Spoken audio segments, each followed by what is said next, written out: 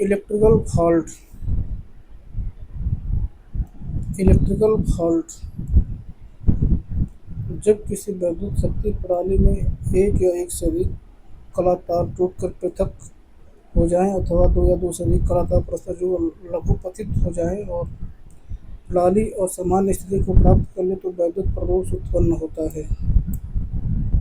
वैद्युत शक्ति प्रणाली में प्रदोषों के प्रमुख कारण देखिए, पहला विद्युत रोधनों में खराबी, दूसरा यांत्रिक चोट। देखिए, number of phase, type of fault, open circuit fault, short circuit fault, earth fault, combined और mixed fault, fault in single phase. देखिए, short circuit fault not possible in single phase. देखिए, अर्थ फॉल्ट्स, कंबाइंड और mixed fault. देखिए यहाँ पे open circuit fault भी है, अर्थ fault भी है। Fault in two phase, fault in three phase. सिरोपरी लाइनों में प्राप्त होने वाले अतिधारा प्रदोषों की आवृत्ति, frequency of fault occurring in overhead lines. Type of fault, occurrence percentage, एकल कला भूदोष 83%, भूरहित द्विकला फॉल्ट 9%, द्विकला भूदोष, two phase ground fault 5%, AC generator 5%, तीन phase ground fault 1.5%।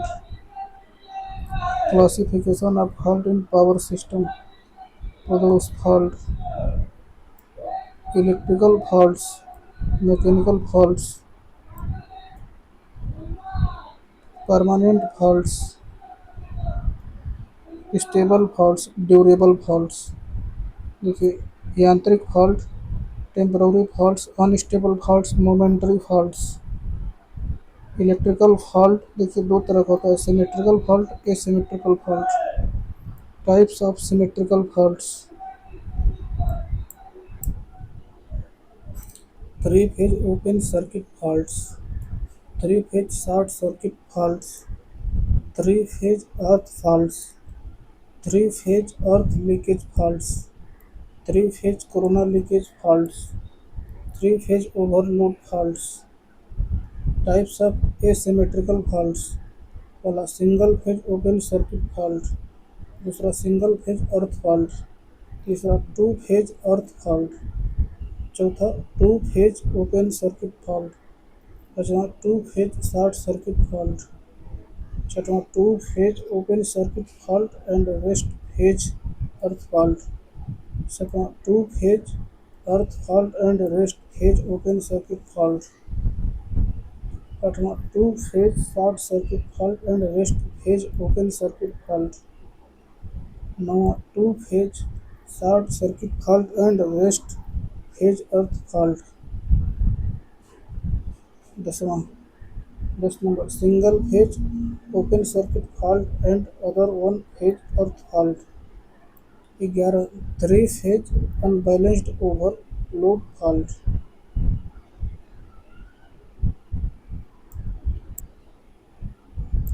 Mechanical fault, electrical fault, permanent और stable fault, permanent electrical fault. यांत्रिक प्रदोष से यद्यपि वर्तमान में इलेक्ट्रिक सप्लाई प्रभावित नहीं होती, परंतु निकट भविष्य में यही प्रदोष वैद्युत प्रदोष का कारण बनता है, तब प्रदाय की सत्ता समाप्त हो जाती है। अतः वर्तमान का यांत्रिक प्रदोष ही भविष्य में वैद्युत प्रदोष का कारण बनता है। प्रायः प्रणाली के आधार रहित अंकों में होने वाली टूट-फूट त्रुटि विकृत यांत्रिक प्रदोष कहलाती है।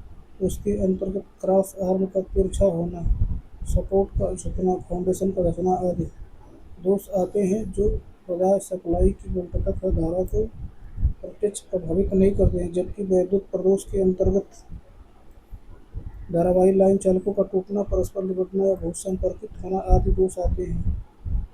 परमानेंट इलेक्ट्रिकल फॉल्ट वह वैद्युत प्रदोष जो वैद्युत शक्ति प्रणाली में अधिक समय तक कायम रहता है और स्वतः क्लियर नहीं होता, अपितु क्लियर करना पड़ता है, स्टेबल फॉल्ट कहलाता है। इसे टिकाऊ प्रदोष भी कहते हैं।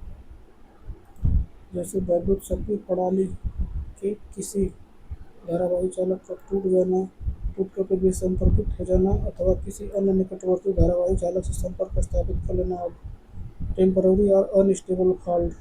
टेम्पररी इलेक्ट्रिकल फॉल्ट वह वैद्युत फॉल्ट जो वैद्युत शक्ति प्रणाली में थोड़े समय के लिए कायम रहता है, स्वतः दूर हो जाता है अर्थात हट जाता है, अस्थायी कहलाता है। इसे मोमेंटरी फॉल्ट भी कहते हैं। जैसे आंधी तूफान के समय वायु झोंकों से वैद्युत शक्ति संचरण एवं वितरण लाइनों चालकों का परस्पर टकराना, उड़ते हुए पक्षी का लाइन चालकों से टकरा जाना, बादलों की बिजली लाइन पर छा जाना आदि। अस्थायी प्रदोष निम्न दो प्रकार के होते हैं। सिमेट्रिकल इलेक्ट्रिकल फॉल्ट वह वैद्युत प्रदोष जिसकी उपस्थिति में वैद्युत शक्ति प्रणाली के सभी कला तारों में धारा का मान समान रहता है, सममित या सिमेट्रिकल फॉल्ट कहलाता है। एसिमेट्रिकल फॉल्ट वह वैद्युत प्रदोष जिसकी उपस्थिति में वैद्युत शक्ति प्रणाली सभी कला तारों में धारा का मान समान नहीं रहता, असममित प्रदोष या असिमेट्रिकल फॉल्ट कहलाता है। वैद्युत शक्ति प्रणाली के स्थायित्व पर विभिन्न प्रकार के प्रदोषों के प्रभाव। Effect of over current fault किसी वैद्युत शक्ति प्रणाली का स्थायित्व उस प्रणाली की प्रदोषी धारा के विलोमानुपाती होता है। प्रणाली की प्रदोषी धारा का मान उस प्रणाली की प्रदोषी पार्श्व की प्रतिबाधा के विलोमानुपाती होता है। अतः सूत्र रूप में रिलेशन स्थायित्व स्टेबिलिटी बराबर 1 बटा प्रदोषी धारा, प्रदोषी धारा बराबर 1 बटा के प्रदोषी पास की प्रतिबाधा जेड इम्पीडेंस। स्टेबिलिटी प्रोपोर्शनल प्रदोषी पास की प्रतिबाधा जेड एफ। स्थायित्व प्रोपोर्शनल विश्वसनीयता प्रोपोर्शनल 1 बटा प्रदोषी धारा। ओवरलोड फॉल्ट वैद्युत शक्ति प्रणाली के ओवरलोड होने से प्रणाली में धारा का मान निर्धारित धारा के मान से अत्यधिक बढ़ जाता है। इससे प्रणाली का स्थायित्व आंशिक रूप से प्रभावित होता है, क्योंकि प्रणाली का स्थायित्व धारा के बढ़ने से घटता है। लाइन टू ग्राउंड फॉल्ट उपरोक्त प्रदोष की अपेक्षा इस प्रदोष से प्रणाली का स्थायित्व अधिक प्रभावित होता है, क्योंकि इसमें प्रदोष के पास की प्रतिबाधा जेडीएफ का मान कम होने के कारण प्रदोषी धारा आईएफ का मान अपेक्षाकृत अधिक होता है। अतः सूत्र रूप से संबंध relation I OL is less than I line to ground. Line से लाइन टू लाइन फॉल्ट उक्त दोनों प्रदोषों की अपेक्षा प्रस्तुत प्रदोष के कारण प्रणाली का स्थायित्व अधिक प्रभावित होता है, क्योंकि इसकी प्रदोषी धारा उक्त दोनों प्रदोषी धाराओं से अधिक होती है। अतः सूत्र रूप में संबंध I OL is less than I line to ground is less than I line to line. To line to ground fault उपरोक्त तीनों प्रदोषों की अपेक्षा इस प्रदोष के कारण प्रणाली का स्थायित्व अधिक प्रभावित होता है, क्योंकि इस प्रदोष की धारा का मान उक्त तीनों प्रदोषों की धाराओं के मान से अधिक होता है। अतः सूत्र रूप में संबंध relation I OL is less than L G is less than line to line is less than two line to ground. 3 line to ground fault उपरोक्त चारों प्रदोषों की अपेक्षा इस प्रदोष से प्रणाली का स्थायित्व अधिक प्रभावित होता है, क्योंकि इस प्रदोष की स्थिति में प्रदोषी धारा अपेक्षाकृत अधिक होती है। अतः सूत्र रूप में संबंध वैद्युत शक्ति प्रणाली में रक्षण के लिए स्थितियों का वर्गीकरण।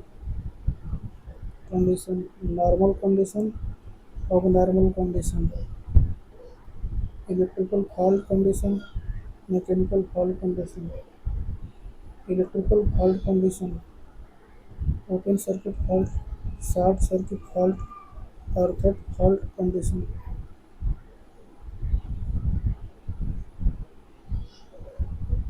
abnormal condition of an electric power system। सामान्य स्थितियों से भिन्न पृथक वे स्थितियाँ जो वैद्युत शक्ति प्रणाली में विद्युत रोधन के असफल हुए विदाउट फेलियर की उत्पन्न होती है और सतत कायम रहने पर वैद्युत शक्ति प्रणाली में डेंजर फॉल्ट उत्पन्न कर सकती है। वैद्युत शक्ति प्रणाली की असामान्य स्थितियाँ कहलाती हैं। ये स्थितियाँ संबंधित रक्षण युक्तियों को प्रचालित करती हैं, इसलिए इन्हें असामान्य प्रचालन स्थितियाँ एबनॉर्मल भी कहते हैं। ये निम्नलिखित हैं: over voltage condition, under voltage condition, over current condition, under current condition, over power factor condition, under power factor condition, over frequency condition, under frequency condition, temperature rise condition, overload condition, unbalanced load condition, instability condition, power swing condition, phase angle change condition, over speed condition of prime mover, over speed condition of generator, condition of loss field excitation, over heating condition of generator, over heating condition of transformer, open circuit fault, परिवर्तन प्रतिरोध अनंत हो जाता है। प्रत्यावर्ती धारा की त्रिकला वैद्युत शक्ति प्रणाली में यह प्रदोष निम्न 3 प्रकार का होता है। पहला, single phase open circuit fault. दूसरा, 2 फेज ओपन सर्किट फॉल्ट। तीसरा, 3 फेज ओपन सर्किट फॉल्ट। खुला पथ प्रदोषों के कारण cases of open circuit fault. तापक्रम से किसी संयोजन के खुल जाने के कारण, अधिक तनाव से चालक तार के टूट जाने के कारण,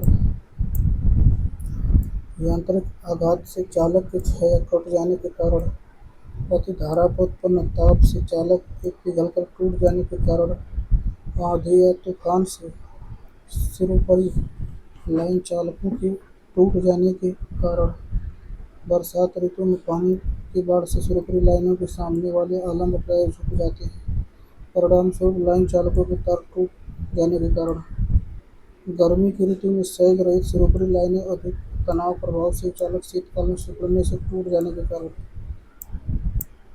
short circuit fault.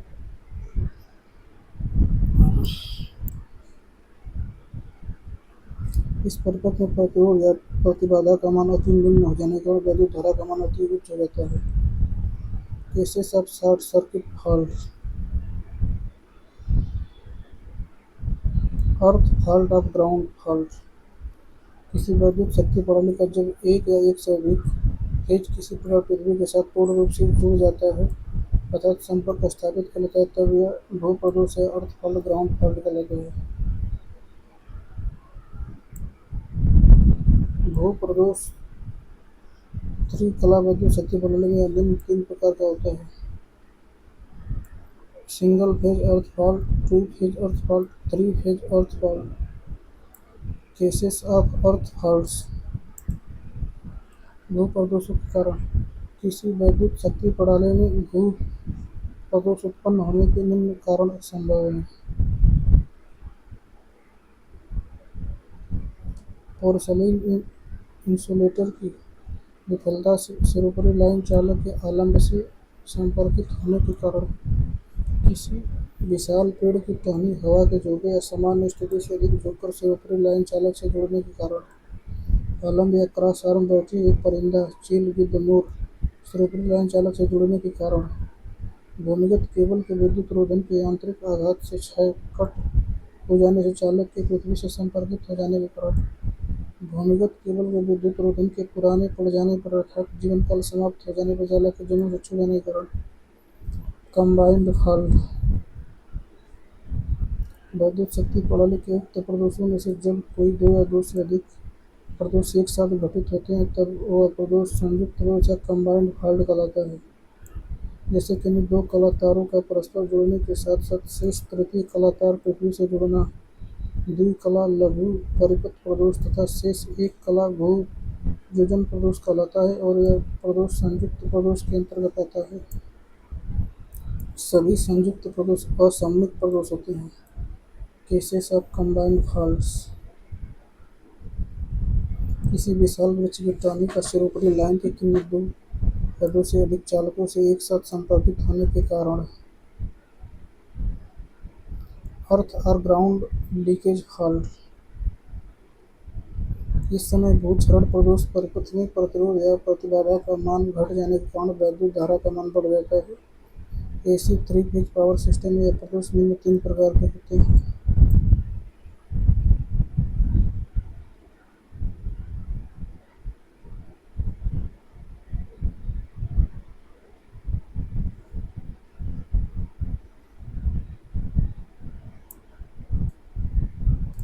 Single phase earth leakage fault. किसी ग्लाइडर या हेलीकॉप्टर अथवा वायुयान के सिरोपरी लाइन से टकरा जाने के कारण to phase earth leakage fault. Corona leakage fault. किसी वैद्युत शक्ति प्रणाली की सिरोपरी लाइन के जब एक या एक से अधिक नंगे चालक की सतह से वैद्युत आवेश का क्षरण प्रत्यक्ष वायुमंडल से होने लगता है तब यह प्रदोष किरण क्षरण प्रदोष या कोरोना लीकेज फॉल्ट कहलाता है। देखिए, इस प्रदोष में प्रत्यक्ष वैद्युत शक्ति हानियाँ होती हैं जिसके कारण सिरोपरी वैद्युत शक्ति प्रणाली की दक्षता घट जाती है। एकल कला किरण क्षरण प्रदोष। Single phase corona leakage fault. दूसरा double phase corona leakage fault. Three phase corona leakage fault. कारण लाइन वोल्टेज के अधिक बढ़ जाने के कारण, लाइन चालकों बीच की पारस्परिक दूरी घट जाने के कारण, लाइन चालकों के समयोपरांत पतले क्षीण हो जाने के कारण, लाइन चालकों के बीच पारस्परिक दूरी डी चालक की त्रिज्या स्मॉल आर के अनुपात d/r घट जाने के कारण, चालकों की सतह के खुरदरे हो जाने के कारण, चालकों के बीच वायुमंडलीय माध्यम में आर्द्रता, नमी, पानी, ओस, कोहरा आदि के बढ़ जाने के कारण। Over current electrical fault. वह वैद्युत प्रदोष जो वैद्युत शक्ति प्रणाली के अतिधारा प्रवाह का कारण बनता है अर्थात जिसके कारण वैद्युत शक्ति प्रणाली में धारा का मान बढ़ जाता है, सामान्य धारा के मान से कई गुना बढ़ जाता है, अतिधारा प्रदोष अथवा ओवर करंट फॉल्ट कहलाता है। इसके मुख्य कारण अग्रिम शीर्षक के अंतर्गत लिखित हैं। Cases of over current electrical fault. वैद्युत प्रणाली में अतिधारा प्रदोष के निम्न कारण संभव: due to short circuiting effect, due to earth leakage effect, due to corona leakage effect, due to overload effect, due to low power factor, due to low voltage, under voltage electrical fault. और वैद्युत प्रदोष जो वैद्युत शक्ति प्रणाली के निम्न वोल्टता का कारण बनता है जिसके कारण वैद्युत शक्ति प्रणाली में वोल्टता का मान सामान्य वोल्टता के मान से कई गुना घट जाता है। निम्न वोल्टता प्रदोष अथवा अंडर वोल्टता फॉल्ट कहलाता है। इसके मुख्य कारण: पहला, निम्न वोल्टता प्रदोष के कारण केसेस ऑफ यूवी फॉल्ट्स। निम्न वोल्टता प्रदोष अंडर वोल्टेज फॉल्ट निम्न कारण है संभव: due to short circuiting effect, प्रत्यावर्तक या जनित्र उत्तेजन की असफलता के कारण, due to failure of excitation of generator. असममित प्रदोष एसिमेट्रिकल फॉल्ट।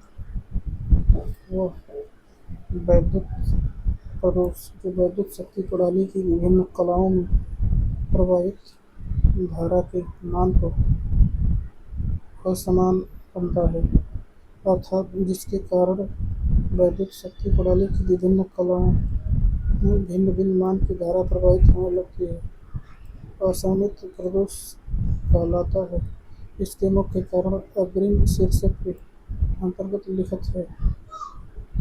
असममित प्रदोष के कारण केसेस ऑफ एसिमेट्रिकल फॉल्ट्स। वैद्युत शक्ति प्रणाली में असंतुलन प्रदोष घटित होने के कारण निम्न कारण संभव हैं: लघुपतन प्रभाव कारण due to short circuiting effect, due to earth leakage effect.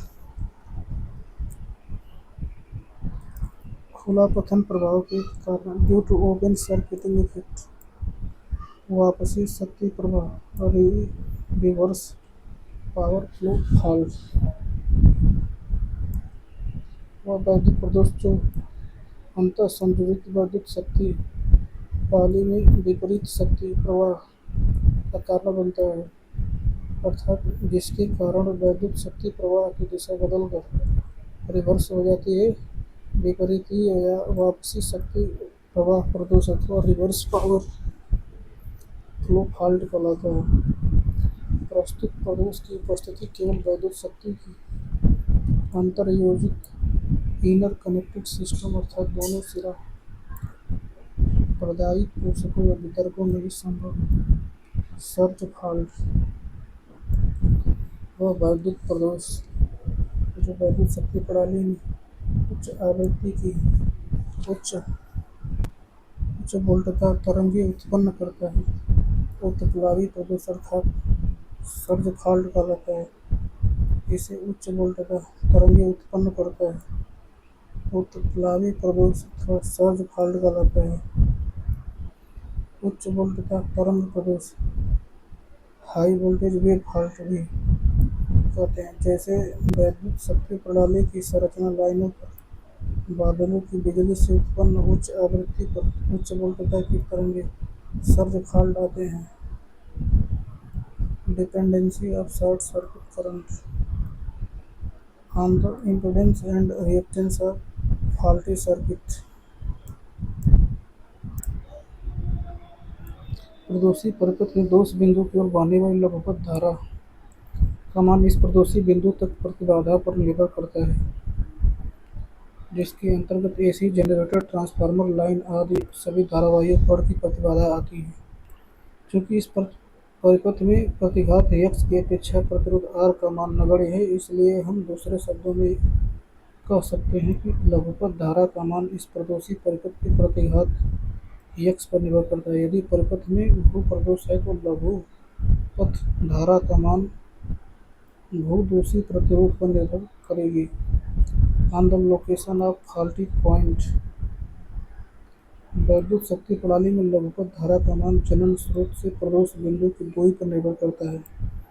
यदि प्रदोष बिंदु अल्टरनेटर के निकट है तो शॉर्ट सर्किट करंट का मान अल्टरनेटर की उच्च प्रतिबाधा जेड और प्रतिघात यक्स पर निर्भर करेगा, क्योंकि अल्टरनेटर के आर्मेचर प्रतिरोध का मान उसके प्रतिघात रिएक्टेंस की अपेक्षा नगण्य है। इस स्थिति में अल्टरनेटर का प्रतिघात यक्स उच्च होने के कारण लघुपथ धारा का मान सीमित होगा। यदि प्रदोष बिंदु अल्टरनेटर से अधिक दूर है अर्थात प्रणाली में संयोजित ट्रांसफार्मर के बाद है, तो लघुपथ धारा का मान इस स्थिति में पहले की अपेक्षा अधिक होगा, क्योंकि प्रणाली के अंतर्गत अल्टरनेटर, ट्रांसफार्मर आदि सभी धारावाही उपकरण पर परस्पर समानांतर क्रम में जुड़े रहते हैं। इसलिए प्रणाली के जनित्र स्रोत से प्रदोषी बिंदु की दूरी बढ़ाने से प्रदोषी परिपथ की प्रतिबाधा जेड व प्रतिघात यक्स घटती है और लघुपथ धारा बढ़ती है। दूसरा, प्रणाली की क्षमता on the KVA rating of the system. वैद्युत शक्ति प्रणाली में लघुपथ धारा का मान प्रणाली की क्षमता केवीए के बढ़ाने से बढ़ता है और घटाने से घटता है, क्योंकि सिस्टम के फॉल्ट सर्किट में शॉर्ट सर्किट करंट का मान प्रणाली की क्षमता केवीए के बढ़ने से बढ़ता है और घटने से घटता है। क्योंकि सिस्टम की फॉल्टी सर्किट में लघुपथ धारा का मान value of short circuit current ISC बराबर शॉर्ट सर्किट केवीए बटे rated KV on the numbers of generators. वैद्युत शक्ति प्रणाली में शॉर्ट सर्किट करंट का मान सिस्टम में संयोजित अल्टरनेटर की संख्या के बढ़ने से बढ़ता है और घटने से घटता है। चूँकि सिस्टम में सभी अल्टरनेटर परस्पर समांतर क्रम में संयोजित रहते हैं, जो एक निश्चित स्थिर वोल्टता सिस्टम की क्षमता को बढ़ाते हैं और क्षमता के बढ़ने से सिस्टम की इलेक्ट्रिकल लोड उठाने की क्षमता तथा लघु पथ धारा का मान भी बढ़ता है। Value of short circuit current ISC total short circuit KVA बटे ऑफ द सिस्टम बटे rated kilovolt of the system.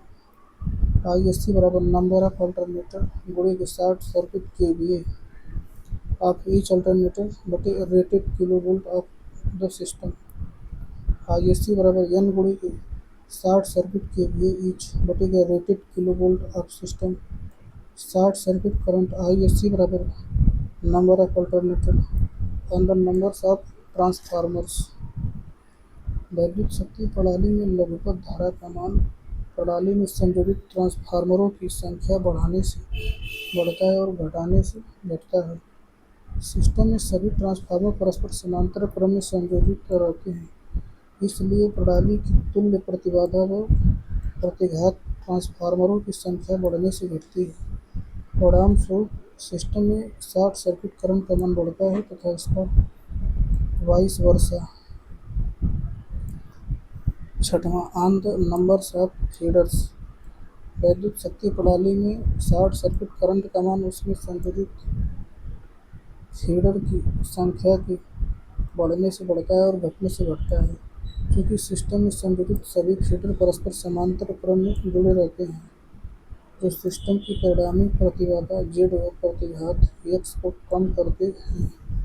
परिणाम स्वरूप फीडर की संख्या के बढ़ने से सिस्टम में शॉर्ट सर्किट करंट का मान बढ़ता है। On the power factor of the system. वैद्युत शक्ति प्रणाली में लघुपथ धारा का मान प्रणाली के शक्ति गुणक के घटने से बढ़ता है और बढ़ने से घटता है। सामान्य स्थिति में वैद्युत शक्ति प्रणाली में सामान्य धारा का मान value of normal current I बराबर वाट में शक्ति P बटे वोल्टेज में शक्ति गुणक cos फाई I प्रोपोर्शनल 1 बटा cos phi. Effect of short circuit current. यदि वैद्युत शक्ति प्रणाली की प्रदोषी परिपथ में प्रतिबाधा Z व प्रतिघात X की कमी के कारण अथवा विकसित वैद्युत प्रदोष की प्रकृति के कारण लघुपथ धारा का मान अति उच्च होता है, इससे करोड़ों रुपए की मशीनरी जलकर नष्ट हो जाएगी और सप्लाई भंग हो जाएगी। एक सतत लंबे समय तक ऊर्जा का अभाव बना रहेगा। इस क्षति से बचाने के लिए दुर्घटना के समय फॉल्टी सर्किट या अंग को संपूर्ण इलेक्ट्रिकल पावर सप्लाई से अलग कर दिया जाए। इसे बचाव हेतु प्रणाली में लगाने के लिए switch gear, fuse, circuit breaker, relay आदि रक्षण युक्तियों की आवश्यकता पड़ती है। Significance of short circuit current. वैद्युत शक्ति प्रणाली में निम्न दृष्टिकोण से लघुपथ धारा का विशेष महत्व है।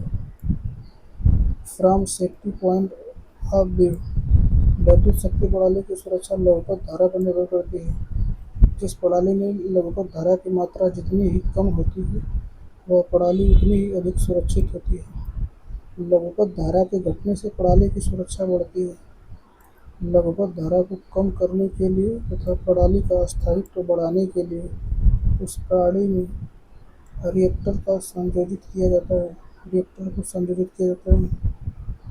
दूसरा, from capacity point of view, वैद्युत शक्ति प्रणाली की क्षमता लघुपथ धारा पर निर्भर करती है।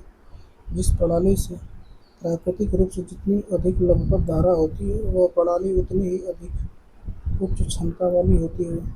प्रणाली के लघुपथ धारा के बढ़ाने से प्रणाली की क्षमता बढ़ती है। उच्च क्षमता वाली वैद्युत शक्ति प्रणालियों की लघुपथ धारा का मान स्वाभाविक रूप से ही उच्च होता है। उच्च लघुपथ धारा वाली उच्च क्षमता की प्रणाली में उच्च क्षमता के ही यंत्रों, उपकरणों तथा उपकरणों का प्रयोग होता है, जो अधिक कीमती होते हैं। लघुपथ धारा के बढ़ने के साथ साथ प्रणाली की प्रारंभिक कीमत भी बढ़ती है। उच्च लघुपथ धारा वाली प्रणाली की स्टेबिलिटी विकसित करने के लिए इसमें रिएक्टरों को जोड़ा जाता है। उच्च लघुपथ धारा वाली उच्च क्षमता की प्रणाली की ओवरलोड कैपेसिटी भी अधिक होती है। From design point of view, वैद्युत शक्ति प्रणाली की अभिकल्पना लघुपथ धारा पर निर्भर करती है। जिस प्रणाली की जितनी ही अधिक लघुपथ धारा होती है, उस प्रणाली की अभिकल्पना उतनी ही अधिक क्षमता के लिए की जाती है। अर्थात उस प्रणाली में उतनी ही अधिक अभिकल्पित क्षमता को उपस्थित करो, जैसे switch, isolator, fuse, circuit breaker, relay आदि ऑटोमेटिक प्रोटेक्टिव स्विच गियर तथा मेजरिंग इंस्ट्रूमेंट संयोजित किए जाते हैं। उतनी ही अधिक क्षमता के उपकरण जैसे लाइन, कंडक्टर, केबल, बस बार, इंसुलेटर, कनेक्टर, जम्पर आदि लगाए जाते हैं। चौथा, from stability point of view, वैद्युत शक्ति प्रणाली की स्टेबिलिटी भी लघुपथ धारा पर निर्भर करती है। जिस प्रणाली की जितनी ही कम लघुपथ धारा होती है, उस प्रणाली की उतनी ही अधिक स्टेबिलिटी होती है। इस प्रकार निम्न शॉर्ट सर्किट करंट वाली अर्थात अधिक प्रतिबाधा जेड व प्रतिघात यक्स वाली प्रणाली अधिक अस्थायी स्टेबल होती है।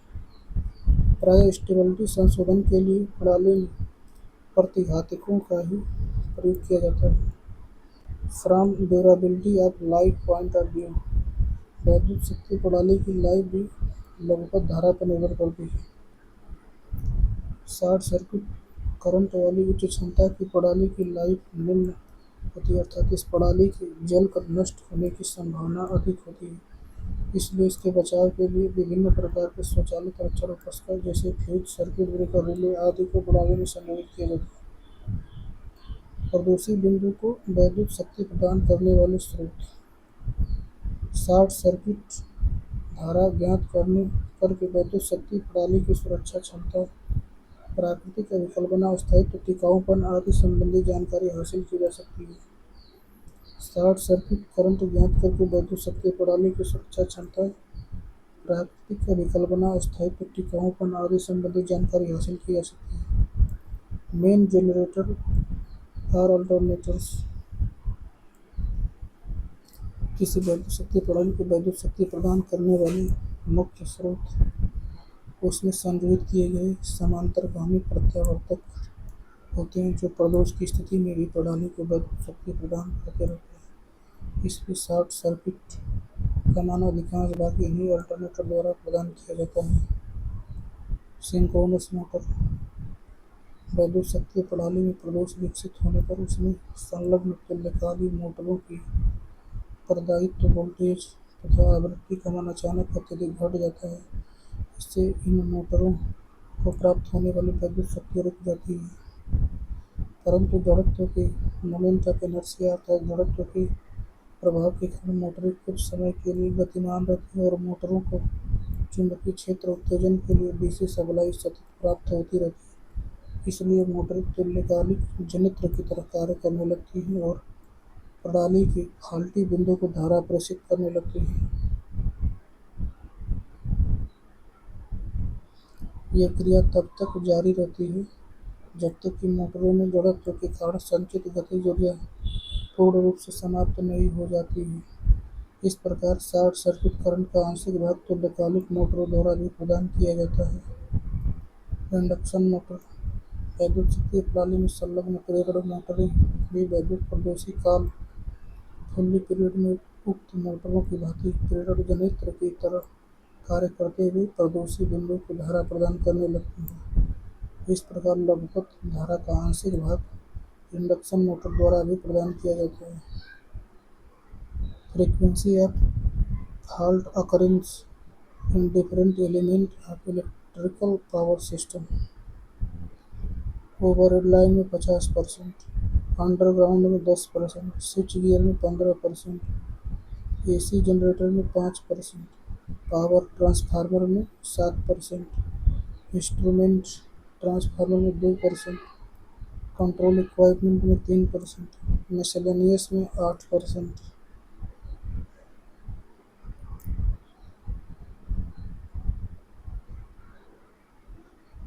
प्रणालियों के प्रारूप, टाइप्स ऑफ एसी, प्रत्यावर्ती धारा प्रणालियों के प्रारूप। AC system, single phase, multi phase, multi phase में double phase, 3 phase, 4, 6 phase, 12 phase. Single phase, इसका प्रयोग प्राय आवासीय डोमेस्टिक सप्लाई के लिए होता है। Multi phase,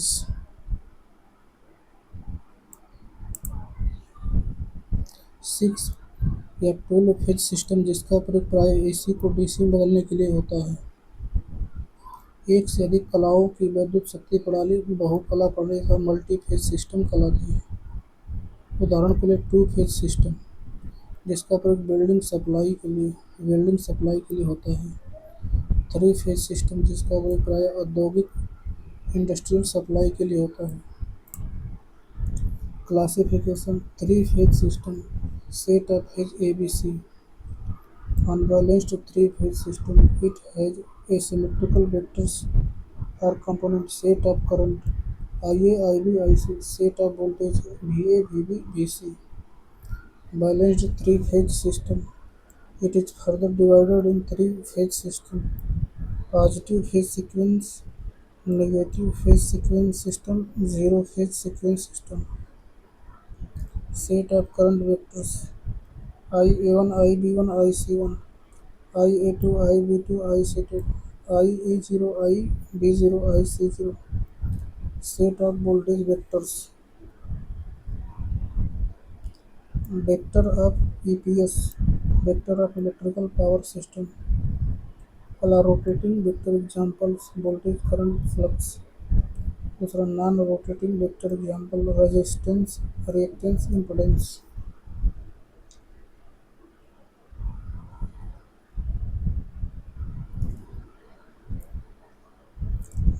symmetrical vector, asymmetrical vector. Rotating vector में रोटेटिंग वेक्टर वैद्युत शक्ति प्रणाली का वह सदिश जो समय के सापेक्ष अपनी स्थिति पोजीशन परिवर्तित करता है, घूर्णन सदिश रोटेटिंग वेक्टर कहलाता है। इसे रोटेटिंग कंपोनेंट भी कहते हैं, जैसे voltage V, current I, flux phi आदि।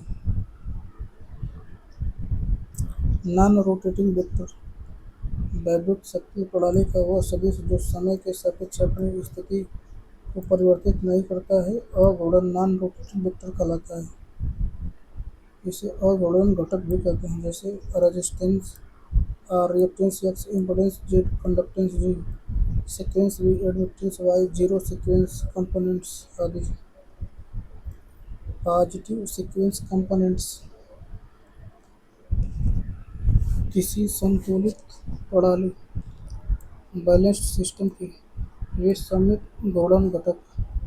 सिमेट्रिकल रोटेटिंग कंपोनेंट्स जिनका अनुक्रम मूल प्रणाली के समान अनुरूप होता है, धनात्मक अनुक्रम घटक अथवा पॉजिटिव सीक्वेंस कंपोनेंट कहलाते हैं। माना कि मूल प्रणाली का कला अनुक्रम ABC है, तब धनात्मक कला अनुक्रम भी A1, B1, C1 होगा।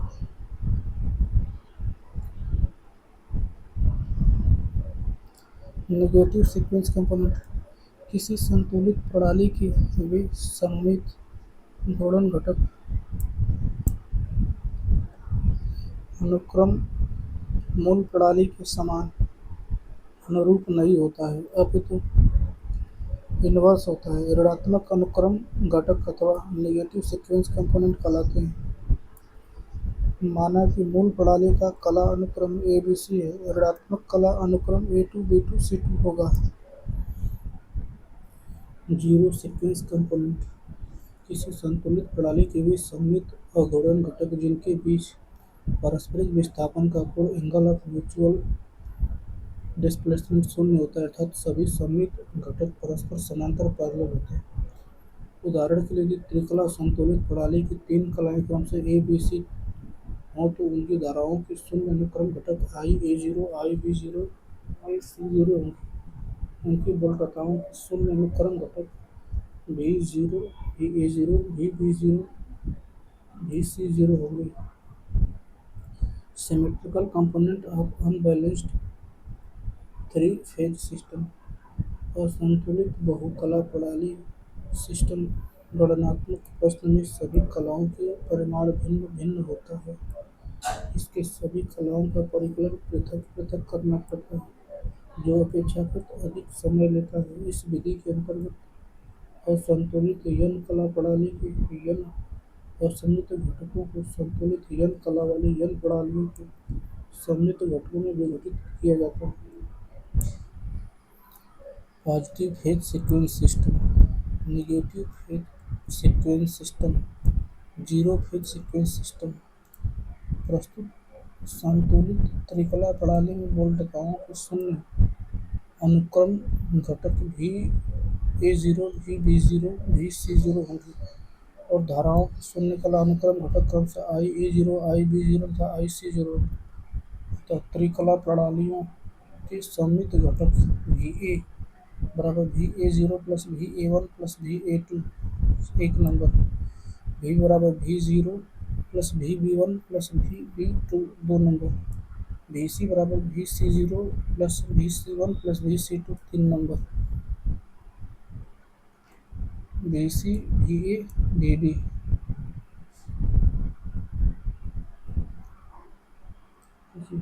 भी A one V B one V C one, V A two V B two V C two, V A zero V B zero V A zero. Positive sequence, negative sequence, zero sequence. Three sets of symmetrical component of three unbalanced phasor operator से विधान की दृष्टि से phasor का घूर्णन वामावर्त दिशा में लेते हैं। ऑपरेटर ए उस ऑपरेटर का मतलब परिभाषित होता है जो फेजर से गुणा किए जाने पर उसे 120 अंश वामावर्त दिशा में घुमा देता है। फेजर ए से गुणा किए जाने पर उसके परिमाण में कोई परिवर्तन नहीं होता है। ऑपरेटर एक समिश्र संख्या है जिसका परिमाण इकाई और कोण 120 अंश होता है। ए बराबर एक एंगल 120 अंश आई ई के पावर जे 2π/3 -5 प्लस जे 0.866। यदि ऑपरेटर ए को किसी फेजर के साथ दो बार गुणा किया जाता है तो फेज 240 अंश घूम जाता है। यदि ऑपरेटर स्मॉल ए को किसी फेजर से 3 बार गुणा किया जाता है तो फेजर 360 अंश घूम जाता है। इस प्रकार ए स्क्वायर बराबर 240 अंश बराबर 1 - 120 अंश बराबर 1e जे 2π/3 तथा ए क्यूब बराबर 1 एंगल 360 अंश अथवा 1, इसलिए 1 + a + a स्क्वायर बराबर 0। यदि फेजर ए को रेफरेंस मान लिया जाए तो बी और सी घटकों को निम्न प्रकार लिख सकते हैं। भी बी1 बराबर ए स्क्वायर भी ए1, भी बी2 बराबर ए भी ए2, भी बी0 बराबर भी सी0 बराबर भी ए0, भी सी1 बराबर ए भी ए1, भी सी2 बराबर ए स्क्वायर भी ए2। तो समीकरण को निम्न प्रकार लिख सकते हैं।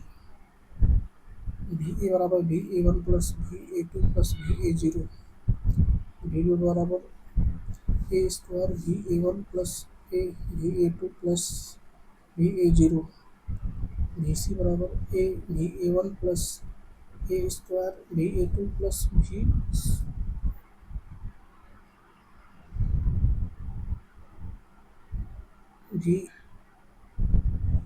ए0। समीकरण 4, 5, 6 को आगे में लिखने पर भी ए भी बी भी सी बराबर 1 1 1 1 A squared A 1 A square भी ए0 भी ए1 भी A2.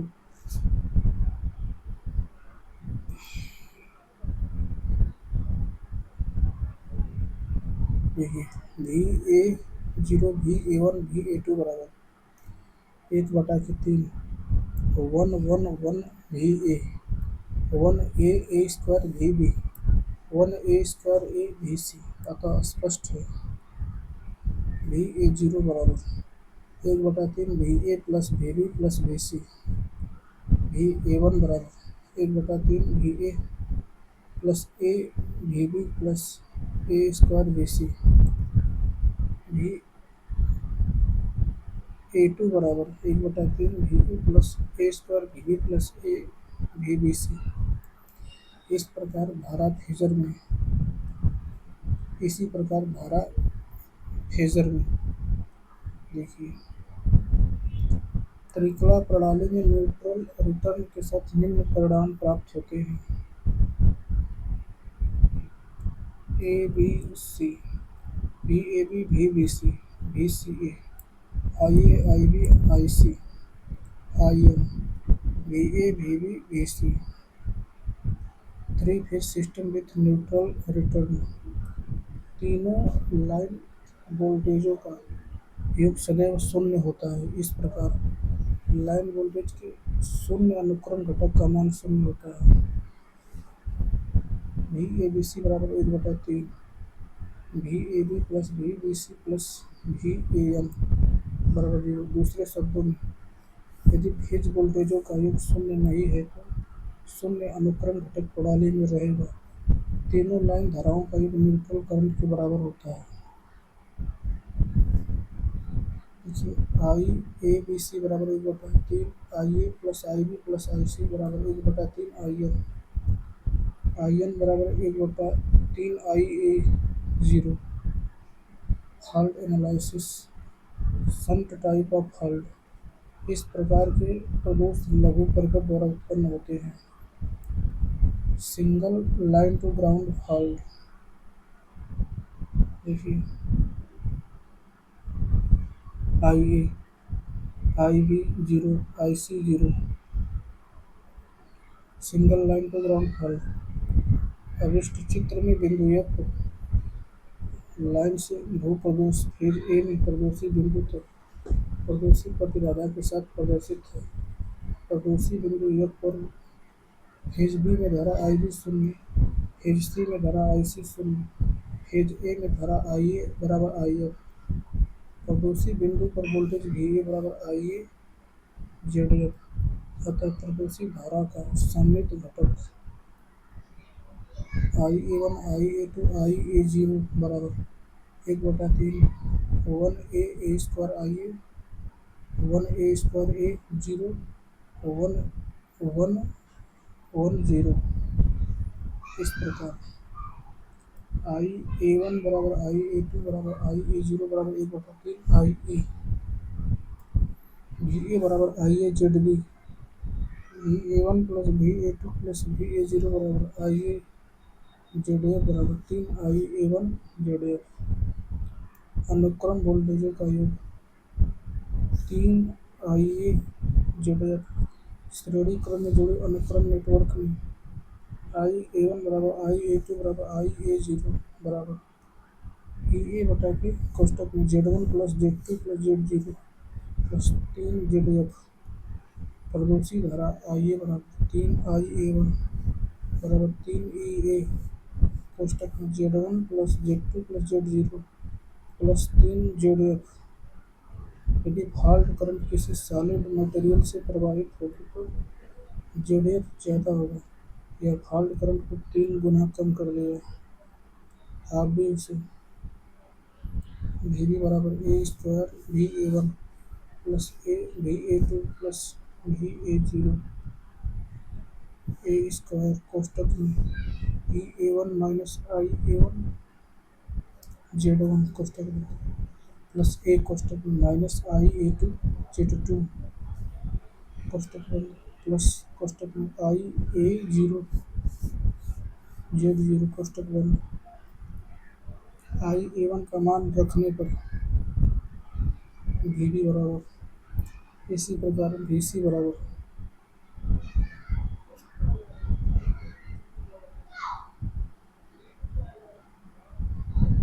Double line to line fault. I B बराबर 0 fault I C Z F I B. प्रदर्शित चित्र में बिंदु F पर फेज बी और सी में लाइन टू लाइन फॉल्ट है। इस दशा में आई ए बराबर 0 आई बी बराबर minus I C V B minus V C बराबर आई बी जेड एफ। इसी प्रकार आई पी बराबर I A I B I C zero I B minus I B. धारा का सममित घटक I A one I A two I A zero 1/3 1 A squared zero 1 A squared A I B 1 1 1 minus I B. इससे लिखिए I A two बराबर minus A one I A zero बराबर 0 तथा वोल्टता का सममित घटक V A one V A to V A zero बराबर 1/3 1 A squared V A 1 A squared A V B 1 1 1 V B minus I B Z F. V A one minus V A two बराबर I A one into Z F. इस संबंध से स्पष्ट है कि धनात्मक और ऋणात्मक अनुक्रम घटक एक श्रेणी प्रतिबाधा द्वारा समांतर में जुड़े हैं। शून्य अनुक्रम घटक शून्य है। Double line to line fault की कंडीशन में अर्थ फॉल्ट रिले को प्रचालित नहीं होना चाहिए। किसी भी प्रदोष द्वारा उत्पन्न धारा जिसमें भू प्रदोष नहीं होता है उसमें शून्य अनुक्रम घटक नहीं होता है। Double line to ground fault F देखिए आई ए बराबर 0 I B I C 3 I A zero Z F. प्रदर्शित चित्र में प्रदोषी फेज बी और सी हैं जो ग्राउंड द्वारा प्रदोषित प्रतिबाधा से जुड़े हैं। इस दशा में आई ए बराबर I A one plus I A two plus I A zero बराबर 0। वी बी बराबर वी सी बराबर कोष्टक में आई बी प्लस आई सी कोष्टक बंद जेड एफ बराबर आई एफ जेड एफ तथा आई ए वन बराबर 1 A squared zero I A two 1/3 में 3 1 A squared A I B 1 1 आई सी। यहाँ से देखिए हल करेंगे देखिए ये आएगा वी बी बराबर वी सी बराबर कोष्टक में आई ए प्लस आई सी कोष्टक बंद जेड एफ बराबर 3 I A zero into Z F. Voltage का सममित घटक देखिए वोल्टेज वी बी बराबर V C V A zero बराबर 1/3 कोष्टक में V A plus 2 V B. स्पष्ट है कि double line to ground fault की कंडीशन में तीनों सीक्वेंस करंट होते हैं। अब देखिए triple L ground fault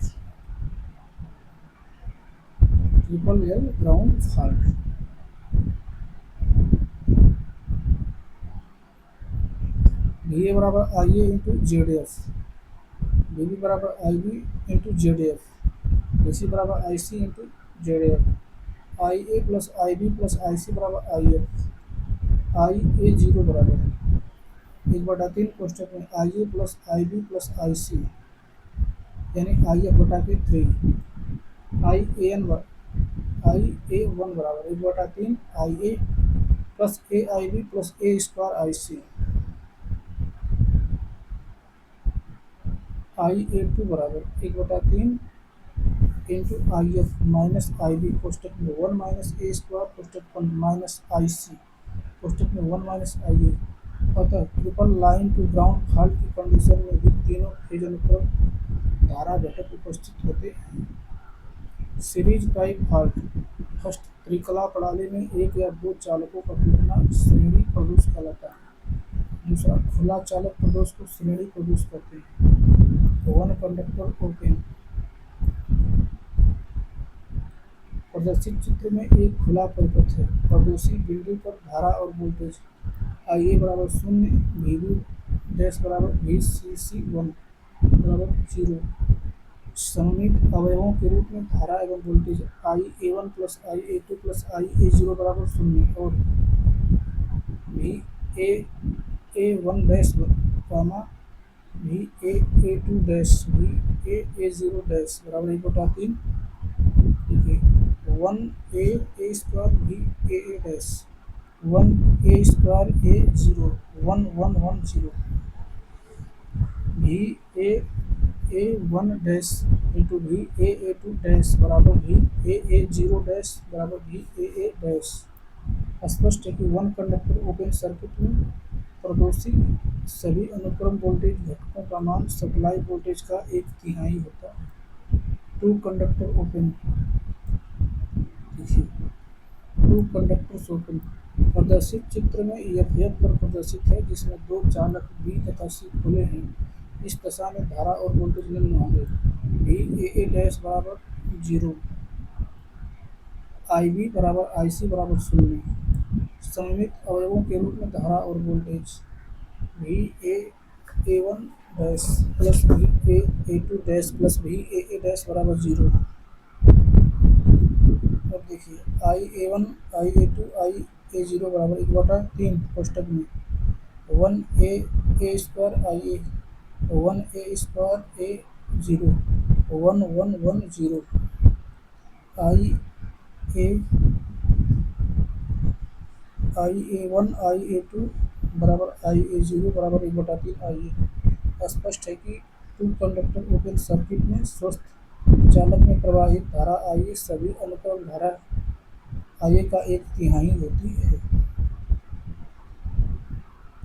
Z1 बराबर Z2 half static circuit such as transformer power line city से। Z1 नॉट बराबर Z2 half rotating circuit such as synchronous machine and induction machines.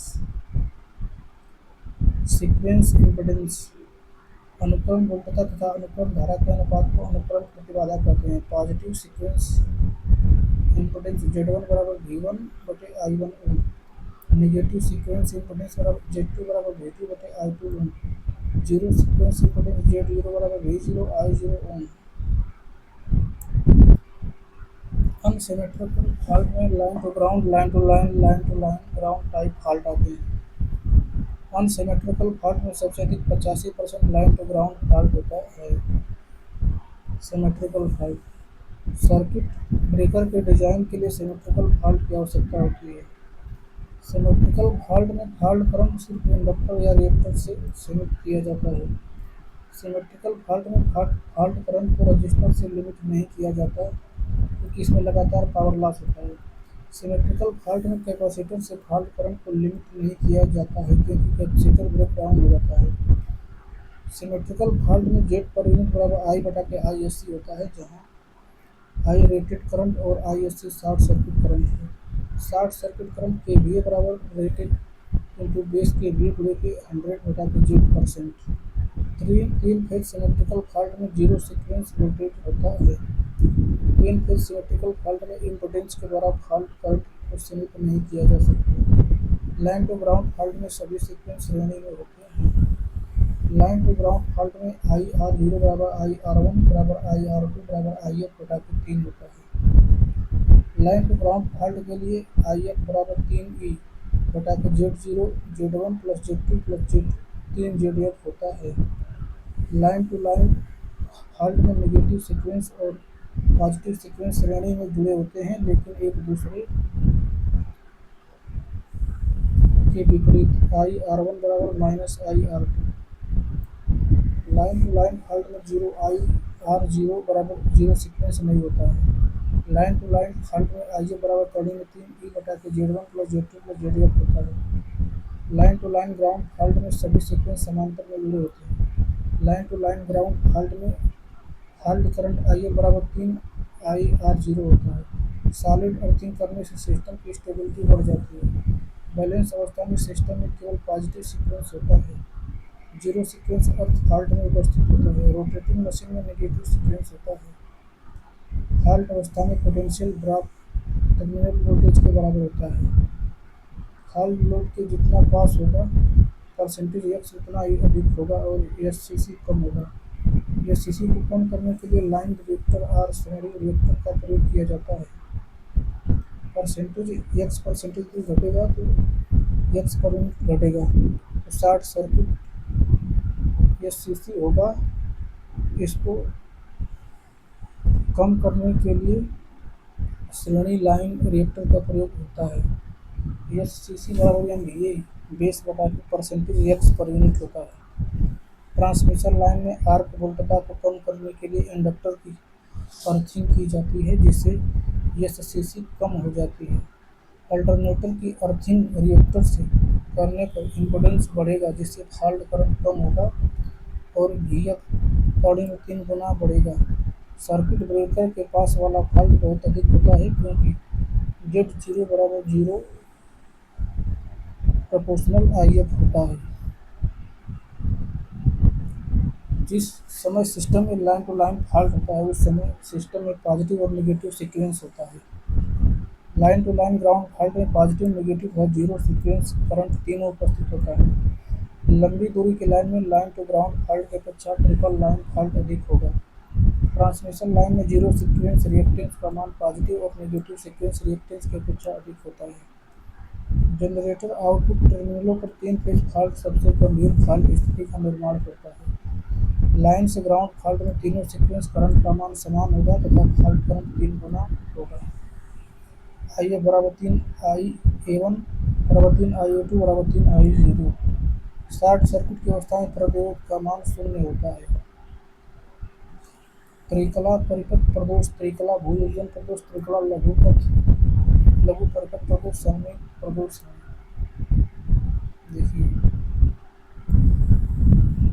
1 IOL is less than 1 line to ground is less than line to line is less than 1 line to ground is less than triple line to ground is less than triple line। ISC बराबर short circuit के we बटा का rated के kilo volt. A3 बराबर 1 angle 360 अंश। 1 plus A square बराबर 0। सममित अवयवों के पदों में शक्ति S बराबर 3 VA1 IA1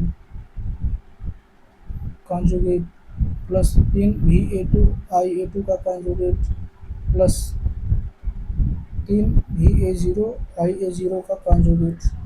line to line fault की कंडीशन में अर्थ फॉल्ट रिले प्रचालित नहीं होना चाहिए।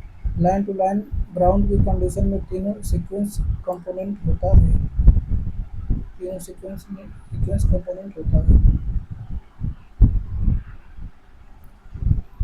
यदि सिंक्रोनस जनरेटर के टर्मिनल पर दोष है तो दोष धारा अधिकतम होने के लिए लाइन से भूदोष। एक विद्युत शॉर्ट सर्किट की विशेषता होती है शून्य प्रतिरोध। IE नियम के अनुसार रिसाव धारा लीकेज करंट की अनुमानित है कुल धारा का 1/5000 भाग। फॉल्ट के किस स्थिति में शून्य क्रम घटक अनुपस्थित होता है? Line to line. प्रदोष उत्पन्न होने की अकरेंस अधिकतम संभावना होती है लाइन से ग्राउंड में। सममित प्रदोष धारा को जन्म देता है त्रिकला प्रदोष। इस दोष की स्थिति में तीनों घटक IA1 IA0 IA1 और IA2 बराबर होते हैं एकल लाइन से भूदोष। पावर सिस्टम में दोष का क्रिटिकल क्लियरिंग टाइम तात्क्षणिक स्थायित्व सीमा से संबंधित है। शॉर्ट सर्किट लाइन में वोल्टेज का परावर्तन गुणांक -10 होता है। शॉर्ट सर्किट को पहचाना जाता है उच्च धारा प्रवाह से। संरक्षण का वह प्रकार कौन सा है जो अपने क्षेत्र से बाहर होने वाले दोषों के प्रति प्रतिक्रिया नहीं करता, भले ही दोष धारा उस क्षेत्र से गुजर रही हो? यूनिट संरक्षण। असममित दोष में 3 फेज का सबसे सामान्य प्रकार है एकल लाइन से भूप्रदोष। अगर एक पावर सिस्टम में दोष बिंदु पर सभी अनुक्रम वोल्टेज समान है तो दोष है डबल लाइन से भूदोष। दोष बिंदु पर वोल्टेज का धनात्मक अनुक्रम घटक 0 है तब दोष होता है 3 फेज दोष।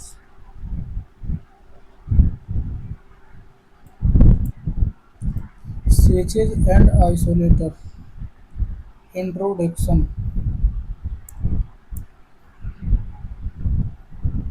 प्रायः अति निम्न वोल्टेज वाले विद्युत परिपथों में विद्युत प्रवाह को चालू तथा बंद करने के लिए कुंजियों का प्रयोग किया जाता है, जैसे टेपिंग की, प्लग की आदि। निम्न वोल्टेज 50 से 250 वोल्ट वाले विद्युत परिपथों में सामान्य स्विचों का प्रयोग किया जाता है।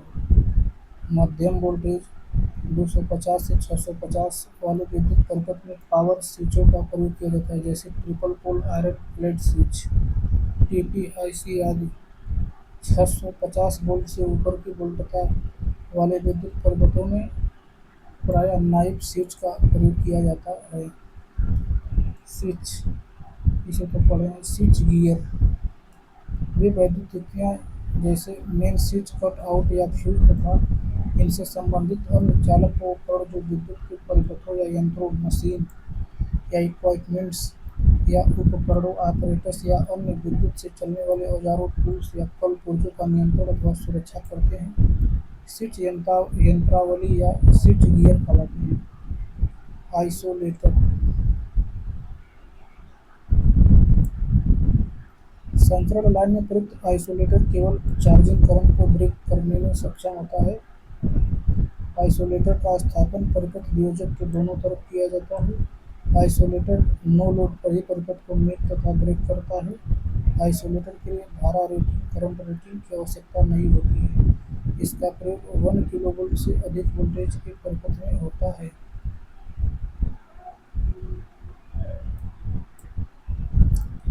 प्रत्यावर्तक प्रतिघातक व्यवस्था में प्रतिघातक को निम्न प्रतिघात वाले प्रत्यावर्तक की श्रेणी में संयोजित किया जाता है। अल्टरनेटर से दोष बिंदु को करंट सप्लाई श्रेणी में संयोजित रिएक्टरों एवं बसबार में से होते हुए होता है। वास्तव में यह knife blade type break switch का ही विकसित रूप है। इसका प्रयोग नो लोड पर उच्च वोल्टता को वैद्युत शक्ति लाइन को चालू करने अथवा बंद करने के लिए किया जाता है और इनमें आर्क बुझाने की व्यवस्था भी नहीं होती है। पावर आइसोलेटरों को लोड पर भी प्रचालित किया जाता है और इसमें आर्क बुझाने की व्यवस्था भी होती है। इनडोर टाइप आइसोलेटर की संरचना आउटडोर टाइप आइसोलेटरों की अपेक्षा सादा होती है और प्रचालन भी सरल होता है। लोड ब्रेकिंग स्विच गियर और एयर ब्रेक स्विच, फिगर। वैद्युत शक्ति प्रणाली में प्रयुक्त वह स्विचन युक्ति जो लोड पर सप्लाई को ऑन ऑफ करने के लिए प्रयोग की जाती है, लोड वियोजन, विच्छेदन, भंजन, तोड़ स्विच लोड ब्रेकिंग स्विच कहलाती है। सामान्यतः इसका प्रयोग मध्यम क्षमता जैसे संचरण लाइन से जुड़े किसी इंडस्ट्रियल लोड के लिए प्रयुक्त होता है। नाइफ ब्लेड स्विचेज, वह हस्तचालित निकट नियंत्रित चाकू छुरी संपर्कों वाला स्विच जिसका संचालन हत्था या उत्तोलक हैंडल की सहायता से होता है। हत्था प्रारूपी चाकू छुरी स्विच अथवा उत्तोलक प्रारूपी चाकू छुरी स्विच कहलाता है। पुश बटन स्विचेज, एक साथ संलग्न कई पुश बटनों की बाह्य संरचना। Push button switch, push button स्विचों के अनुप्रयोग एप्लीकेशन। पुश बटन स्विचों का प्रयोग प्रायः विद्युत चुम्बकीय प्रारूपी मशीनों, मोटरों, उपकरणों आदि के सुदूर नियंत्रण के लिए होता है। इसके अतिरिक्त इनका प्रयोग motor starter, speed controllers, panels, boards, call bells, operation of electronic operates आदि में भी अधिक होता है। कंट्रोल स्विच हैंडल संकेतक लैंप, कंट्रोल स्विच के संपर्क जिनके द्वारा स्विच को बाह्य परिपथों से जोड़ा जाता है। कंट्रोल स्विच, वह हस्तचालित निकट नियंत्रित बहुसंपर्की स्विच जो नियंत्रण कार्यों के लिए प्रयोग किया जाता है, नियंत्रण स्विच कहलाता है। यह पुश बटन स्विच का ही एक विकसित रूप है जिसका प्रचालन भी पुश बटन स्विच की तरह ही होता है। केवल अंतर इतना है कि इस स्विच में प्रचालन परिपथ के अतिरिक्त सिग्नलिंग तथा इमरजेंसी इंडिकेशन परिपथों के लिए संपर्क लगे होते हैं। एप्लीकेशन, नियंत्रण स्विचों का प्रयोग उच्च वोल्टता के रिमोट कंट्रोल सर्किट ब्रेकरों तथा आइसोलेटरों के नियंत्रण संकेतन परिपथों को चालू करने तथा बंद करने के लिए होता है। रोटरी स्विच, रोटरी स्विच के संरचनात्मक अंग, वह हस्तचालित निकट नियंत्रित सामान्य संपर्कों वाला स्विच जिसका प्रचालन हैंडल लगी हुई पिन की सहायता से चल संपर्कों को 90 अंश अथवा 120 अंश पर घुमाने से होता है। घोड़ी स्विच अथवा रोटरी स्विच कहलाता है। वैद्युत ध्रुवता के आधार पर रोटरी स्विच निम्न प्रकार के होते हैं: एकल ध्रुव घोड़ी switch, single pole rotary switch, two pole rotary switch, three pole rotary switch. Application of rotary switch. Rotary switch का प्रयोग वैद्युत परिपथों में 250 वोल्ट डीसी तथा अनुमानित वोल्टता पर 10 एम्पीयर से लेकर 400 एम्पीयर तक की अनुमानित धारा तथा 450 वोल्ट तक की अनुमानित वोल्टता पर 60 एम्पीयर से लेकर 250 एम्पीयर तक की अनुमत धारा के लिए सफलतापूर्वक होता है। देखिए फ्लोट स्विच, वह स्वचालित स्विच जो पानी में से प्रचालित होता है, अर्थात जिसके संपर्क पानी के लेवल के उठने, बढ़ने या गिरने, घटने से खुलते या बंद होते हैं। तैराक स्विच अथवा फ्लोट स्विच कहलाता है। इन स्विचों का प्रयोग तालाब या जलाशय में पानी का लेवल न्यूनतम या अधिकतम कायम रखने के लिए किया जाता है।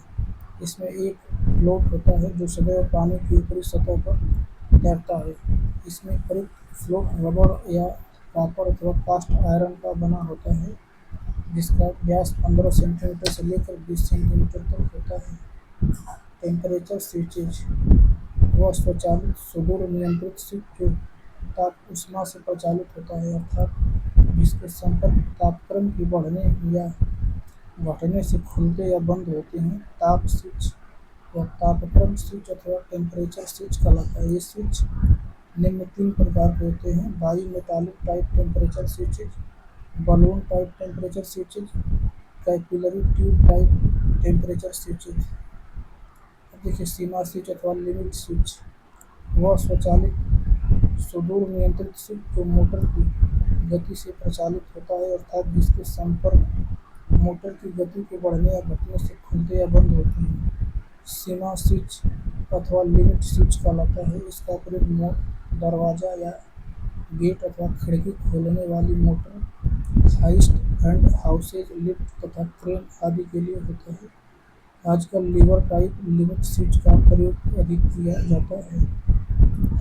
रोक स्विच, प्लगिंग स्विच, वह स्वचालित सुदूर स्विच जो मोटर की विपरीत गति के प्रारंभ होते ही प्रचालित होता है, अर्थात जिसके संपर्क मोटर की शून्य गति के पश्चात विपरीत गति से प्राप्त होने से पहले ही खुल जाते हैं, प्लगिंग स्विच कहलाता है। इसका प्रयोग मोटर की प्लगिंग टाइप ब्रेकिंग के लिए होता है। इसे इलेक्ट्रिकल फ्रिक्शन स्विच के नाम से जाना जाता है।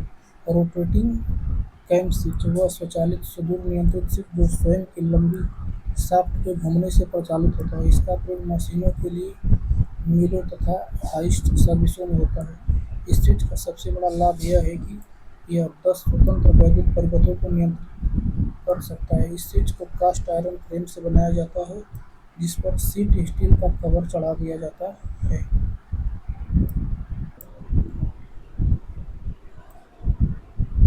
Switches and isolator. Limit switch, load break switch 50 से 250 volt, manually isolates load from supply in off position. तीसरा एयर ब्रेक स्विच 250 से 650 volt, knife blade switch, temperature switch, plugging switch,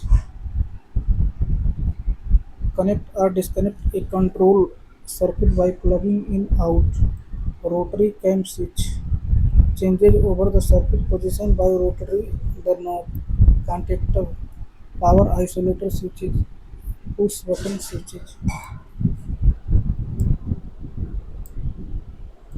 Switches and isolator practical images: push button switches, float switch, temperature switches, limit switch, knife switch, load brake switch, air brake switch, plugging switch, rotary cam switch, contactor, power isolator switch, plugging switch, rotary switches, control switches, indicating device, other devices. Contactor संपर्कक वह सुदूर नियंत्रित विद्युत चुम्बकीय उपकरण है जिसे सामान्य कार्य परिस्थितियों में विद्युत के शक्ति परिपथों को चालू तथा बंद करने में प्रयोग किया जाता है। औद्योगिक संस्थाओं की विद्युत प्रणाली में ऐसे संपर्ककों का प्रयोग किया जाता है जिनकी संपर्क प्रणाली विद्युत चुम्बक द्वारा कार्य करती है। विद्युत चुम्बकीय संपर्क में निम्न मुख्य भाग होते हैं। पहला, विद्युत परिपथ को चालू तथा बंद करने के लिए मुख्य संपर्क। दूसरा, विद्युत परिपथ को बंद करते समय मुख्य संपर्ककों में उत्पन्न आर्क को बुझाने की व्यवस्था। संपर्कों के सुदूर नियंत्रण के लिए उन्हें चालू या बंद करने के लिए विद्युत चुम्बकीय प्रणाली। चौथा, संपर्क के नियंत्रण अथवा संकेतन परिपथों के स्विचन के लिए अंतर्बद्ध संपर्ककों का प्रयोग प्रत्यावर्ती तथा दिष्ट धारा वाले परिपथों में किया जाता है। त्रिफेजी प्रत्यावर्ती धारा के लिए प्रायः त्रिध्रुवी संपर्क प्रयोग किए जाते हैं, जबकि दिष्ट धारा परिपथों के लिए प्रायः एक ध्रुवी संपर्क प्रयोग किए जाते हैं। स्विच आइसोलेटर तथा सर्किट ब्रेकर का तुलनात्मक अध्ययन। फंक्शन। स्विच निम्न वोल्टता पर निम्न धारा के परिपथ को खोलना व बंद करना। आइसोलेटर उच्च वोल्टता पर मध्यम धारा के परिपथों को खोलना व बंद करना। सर्किट ब्रेकर उच्च वोल्टता पर उच्च धारा के परिपथ को खोलना तथा बंद करना। प्रचालन स्थितियाँ। भार या निर्भार पर सभी सामान्य तथा असामान्य स्थितियों में। नो लोड पर सभी सामान्य स्थितियों में। लोड या नो लोड पर सभी सामान्य तथा असामान्य स्थितियों में। प्रचालन वोल्टता। देखिए, स्विच निम्न 1 किलोवोल्ट से नीचे पर। आइसोलेटर उच्च 1 किलोवोल्ट से उच्च।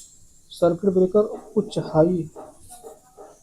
अब देखिए, प्रचालन धारा निम्न लो। देखिए, लो उच्च हाई। आइसोलेटर सर्किट ब्रेकर अति उच्च वेरी हाई। अब देखिए, क्षमता के भी स्विच लो। जीवन का लाइफ। देखिए, स्विच का लेस, आइसोलेटर का मीडियम, सर्किट ब्रेकर का मोड। प्रारंभिक कीमत very less switch, isolator medium तथा सर्किट ब्रेकर टू मच। प्रचालन कीमत स्विच लेस नगण्य। और देखिए, आइसोलेटर कम, सर्किट ब्रेकर अधिक। अनुरक्षण कीमत मेंटेनेंस कास्ट, स्विच अति कम, आइसोलेटर कम, सर्किट ब्रेकर अधिक मोर। पावर आइसोलेटर शक्ति विलगकारी स्विचों का प्रयोग 6.6 किलोवोल्ट 11 किलोवोल्ट वाली विद्युत प्रणालियों को भार रहित तथा भार सहित दोनों ही स्थितियों में बंद करने के लिए किया जाता है। शक्ति विलगकारी स्विच कोणीय लोहे के फ्रेम पर लीवर वाली शाफ्ट तथा आधार विद्युत रोधकों का सेट लगा रहता है। शाफ्ट तथा ब्लेड आपस में पोर्सिलेन कड़ियों द्वारा जुड़े रहते हैं। विद्युत परिपथ के भंग होने पर उत्पन्न आर्क एक विशेष कक्ष में बुझाया जाता है। आइसोलेटर तथा लोड ब्रेकिंग स्विच में अंतर। वैद्युत शक्ति परिपथ में प्रयुक्त आइसोलेटर वह स्विचन युक्ति है जो नो लोड पर वैद्युत शक्ति सप्लाई खोलने तथा बंद करने अर्थात रोकने तथा चालू करने के लिए प्रयोग की जाती है, जबकि लोड ब्रेकिंग स्विच वह स्विचन युक्ति है जो पर लोड पर वैद्युत शक्ति सप्लाई को ऑन तथा ऑफ करने के लिए प्रयोग की जाती है।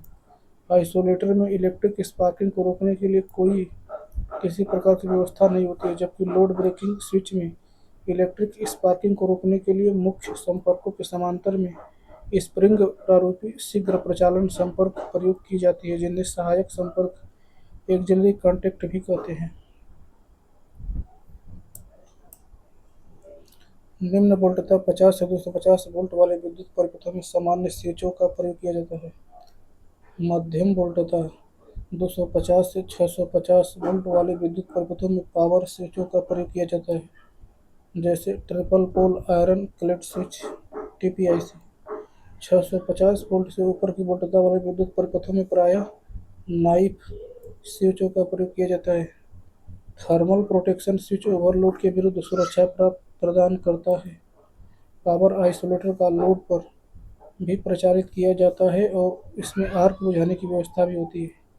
शक्ति विलककारी स्विचों का प्रयोग 6.6 तथा 11 किलोवोल्ट वाली विद्युत प्रणालियों को लोड रहित तथा सहित दोनों ही स्थितियों में बंद करने के लिए किया जाता है। स्विचिंग सर्ज है लघुकालिक ट्रांजिएंट वोल्टेज परिपथ वियोजक संपर्कों के एकरास प्रकट होने वाली री-स्ट्राइकिंग वोल्टेज पावर फैक्टर पर अधिकतम होगी। 0। एक कॉन्टैक्टर कॉइल को 220 वोल्ट डीसी के लिए डिजाइन किया गया है। क्या होगा यदि इसे 220 वोल्ट एसी के साथ जोड़ दिया जाए? बहुत कम करंट प्रवाहित होगा और कॉन्टैक्टर का प्रचालन अधिक समय तक निश्चित नहीं रहेगा। एक विलककारी नो लोड की स्थिति के तहत कार्य करता है। आमतौर से आउटडोर स्विच गियर 66 किलोवोल्ट से ज़्यादा वोल्टता के लिए प्रयोग किया जाता है। यदि एक सर्किट को दो पावर स्रोत के बीच स्विच करना है तो किस प्रकार के स्विच की आवश्यकता होगी? DPDT double pole double throw oil स्विचों का प्रयोग किया जाता है उच्च वोल्टेज एवं उच्च धारा परिपथों में। Fuse introduction. Graph current in amperes, time in second. देखिए graph 60 ampere fuse, 100 ampere fuse, 200 ampere fuse. Fuse गलने का समय अतिरिक्त धारा की मात्रा पर निर्भर करता है। यदि धारा में वृद्धि होती है तो फ्यूज जल्दी पिघल जाएगा, यदि कम होती है तो फ्यूज देर में पिघलेगा। अतः कह सकते हैं कि फ्यूज अभिलक्षण व्युत्क्रम समय धारा अभिलक्षण का होता है। Inverse time current characteristics. Advantage, इसका प्रचालन पूर्णतः स्वचालित होता है, जबकि सर्किट ब्रेकर में स्वतः प्रचालन के लिए अलग से यंत्र की आवश्यकता होती है। यह हैवी शॉर्ट सर्किट करंट को बिना शोर या धुआं के ब्रेक कर सकता है।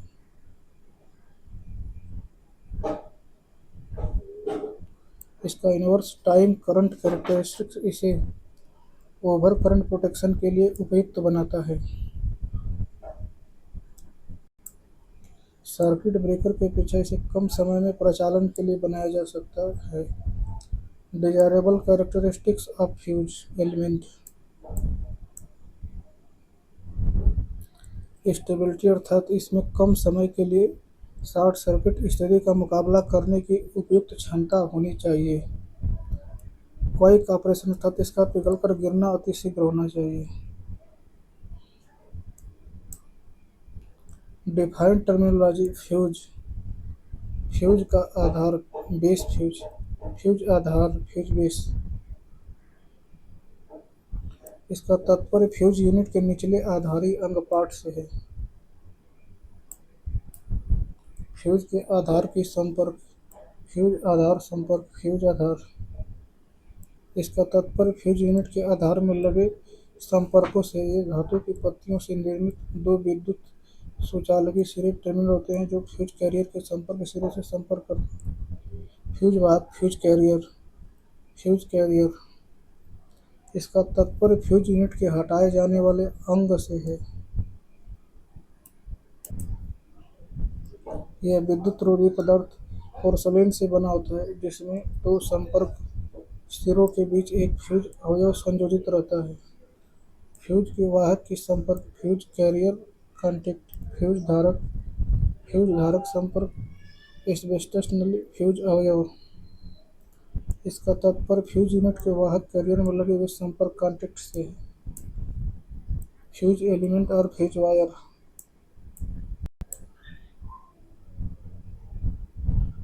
कुछ विशेष फ्यूज अवयव गलनांक में प्रतिरोधकता। इसको पढ़े हैं इलेक्ट्रीशियन बुक में। फ्यूज की कड़ी, फ्यूज लिंक, फ्यूज यूनिट के संरचनात्मक अंग। ये फ्यूज का वह अंग है जिसे प्रचालन के पश्चात फ्यूज को पुनः प्रयोग करने के लिए स्थानांतरित करना पड़ता है, फ्यूज की कड़ी कहलाता है। इसे कभी कभी फ्यूज यूनिट भी कहते हैं। यह फ्यूज अवयव तथा धारक दोनों को मिलाकर पूर्ण होती है। फ्यूज की कड़ी या तो फ्यूज की कड़ी के संपर्कों से संयोजित रहती है या फिर फ्यूज के आधार पर संपर्कों के साथ प्रत्यक्ष संयोजित रहती है। Fuse link, fuse holder, fuse अवयव का आवरण, इनक्लोजर ऑफ फ्यूज एलिमेंट। इसका प्रयोग फ्यूज प्रचालन में उत्पन्न आर्कन से व्यक्ति एवं वस्तु की सुरक्षा के लिए यूज किया जाता है। रेटेड वोल्टेज, यह फ्यूज की उच्चतम कार्यकारी एवं उपाधि वोल्टता है जिस पर फ्यूज सफलतापूर्वक सतत कार्य करता है। इस वोल्टेज से फ्यूज की परीक्षण अवस्थाएं एवं कार्यकारी वोल्टेज की सीमाएं ज्ञात होती हैं।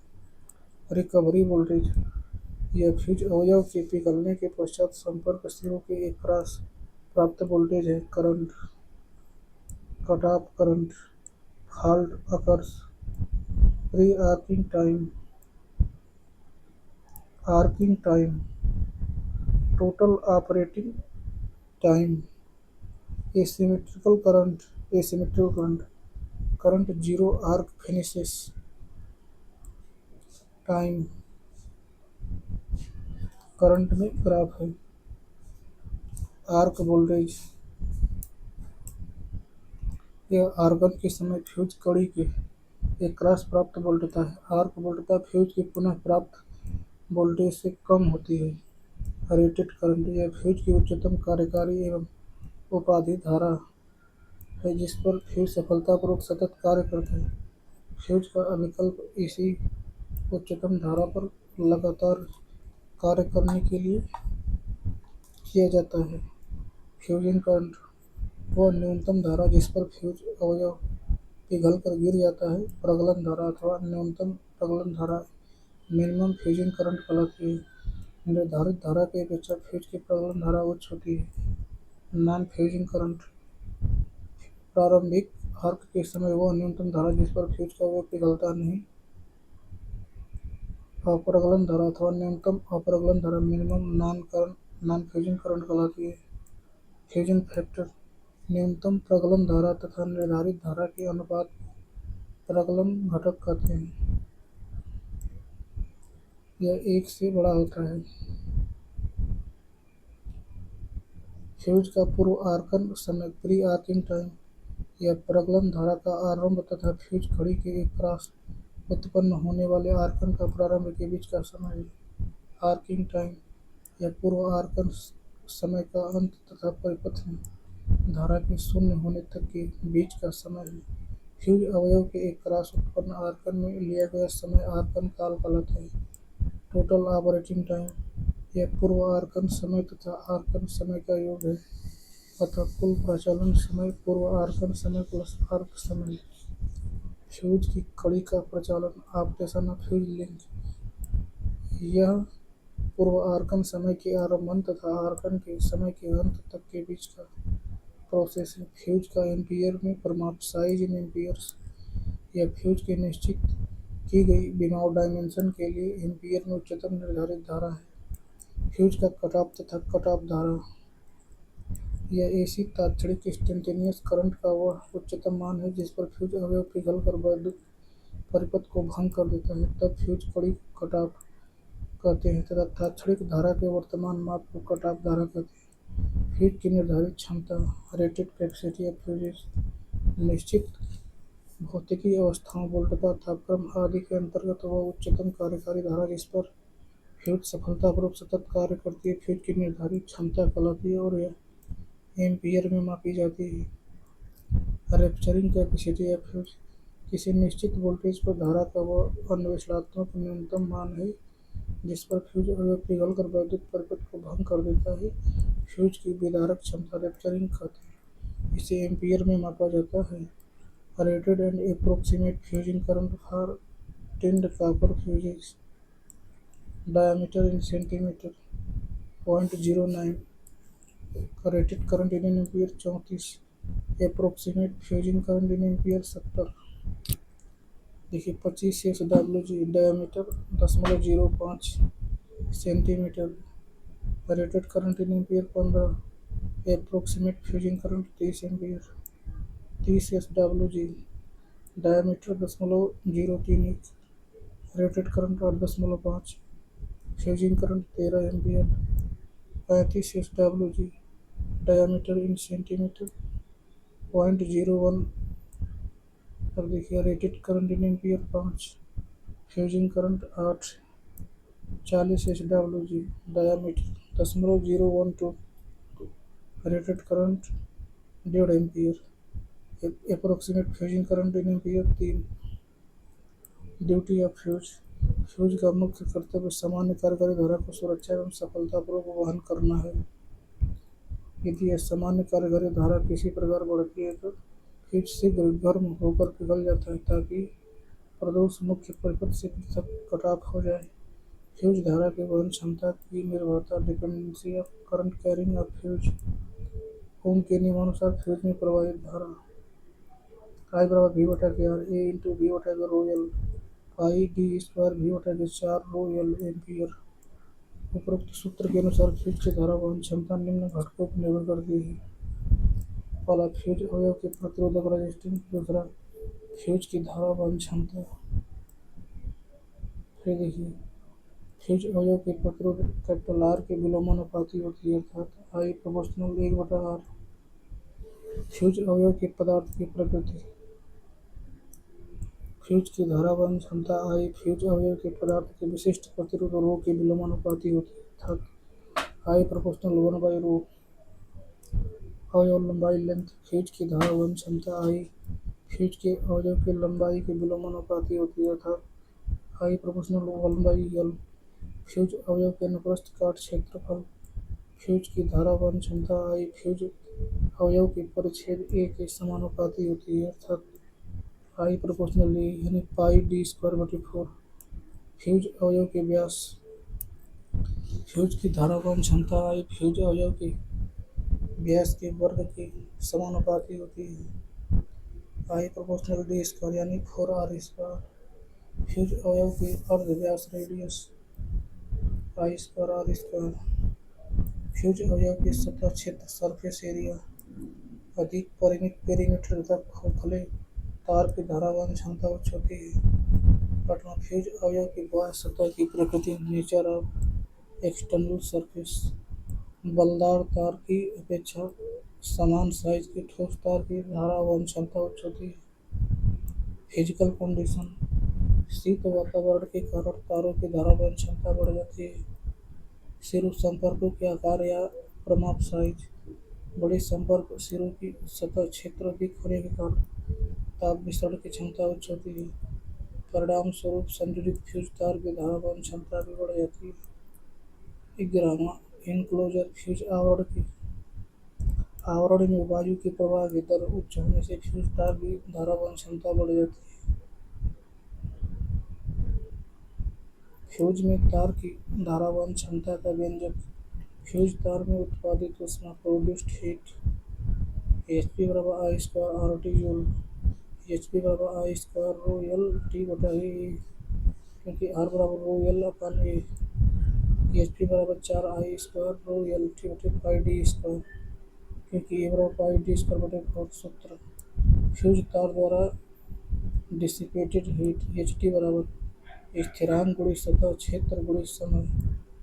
HD बराबर C गुणित D गुणित 1 गुणित T सूत्र. फ्यूज तार के संतुलित अवस्था में इन बैलेंस कंडीशन उत्पादित ऊष्मा HP बराबर विसरित ऊष्मा HD 4I square rho L T बटे पाई डी स्क्वायर बराबर C गुणित D गुणित 1 गुणित T वेयर C समानुपाती स्थिरांक है. धारा का वर्ग I स्क्वायर बराबर पाई C बटा के 4 इंटू डी क्यूब. इसको हल करेंगे. देखिए धारा I बराबर जाएगा पाई C के पावर 1 बटा 2 बटे 4 इंटू डी के पावर 3 बटे 2 यानी धारा I proportional K into D के पावर 3 बटा 2 एम्पियर क्योंकि के बराबर पाई सी बाई 4 यह के एक स्थिरांक है जो फ्यूज तार के पदार्थ की प्रकृति पर निर्भर करता है। कुछ विशेष पदार्थों के लिए के का मान निम्न तालिका में दिया गया है। सीसा के लिए के का मान 340.6, टीन के लिए के का मान 405.5, लोहा के लिए 777, एल्यूमीनियम के लिए 1873, कॉपर के लिए 2530। फ्यूज के कार्य सिद्धांत की निर्भरता। अवयव प्रारूपी फ्यूज का कार्य सिद्धांत जल के नियम पर निर्भर करता है। निम्न पूर्णांक धातु का फ्यूज अवयव पिघलकर परिपथ को विलग आइसोलेट कर देता है। एक श्रेष्ठी रक्षी यंत्रावली के आवश्यक लक्षण या विलक्षण। एक श्रेष्ठ रक्षी यंत्रावली में निम्नलिखित शुभ लक्षणों का होना अति आवश्यक है। सेलेक्टिविटी। प्रदोष अवस्था में रक्षी यंत्रावली द्वारा विद्युत प्रणाली के किसी अन्य अंग को बिना विचलित डिस्टर्ब किए केवल यथोचित दोषयुक्त अंग को ही संपूर्ण विद्युत प्रणाली से वियोजित करना चाहिए। लक्षण की इस क्रिया को रक्षी यंत्रावली की चयन क्रिया कहते हैं। सेंसिटिविटी। रक्षी यंत्रावली को निम्न प्रदोषी धारा के प्रारंभिक मान पर ही प्रचालित होकर विद्युत प्रणाली के अस्वस्थ भाग को वियोजित करना चाहिए। रिलायबिलिटी। रक्षी यंत्रावली को पूर्व निर्धारित अवस्थाओं के अंतर्गत अवश्य ही अपना कार्य पूरा करना चाहिए। प्रदोष स्थिति के समय रक्षी यंत्रावली का प्रचालन असफल नहीं होना चाहिए। शीघ्रता क्वाइकनेस। विद्युत प्रणाली के विद्युत उपस्करों का रक्षा गुणक सेफ्टी फैक्टर तथा प्रचालन का स्थायित्व बनाने के लिए रक्षी यंत्रावली का रिस्पांस अति शीघ्र होना चाहिए। स्टेबिलिटी। रक्षी यंत्रावली को आवश्यकता के समय पर ही प्रचालित होना चाहिए, अन्य अनावश्यक अवस्थाओं में प्रचालित नहीं होना चाहिए। Provision for future extension. भविष्य में विद्युत प्रणाली हेतु रक्षा यंत्रावली की पूर्व कल्पना का विधान होना चाहिए ताकि प्राथमिक यंत्रावली के कारण किसी प्रकार की बाधा न पड़े। Rewirable fuse. Fuse fuse base terminal.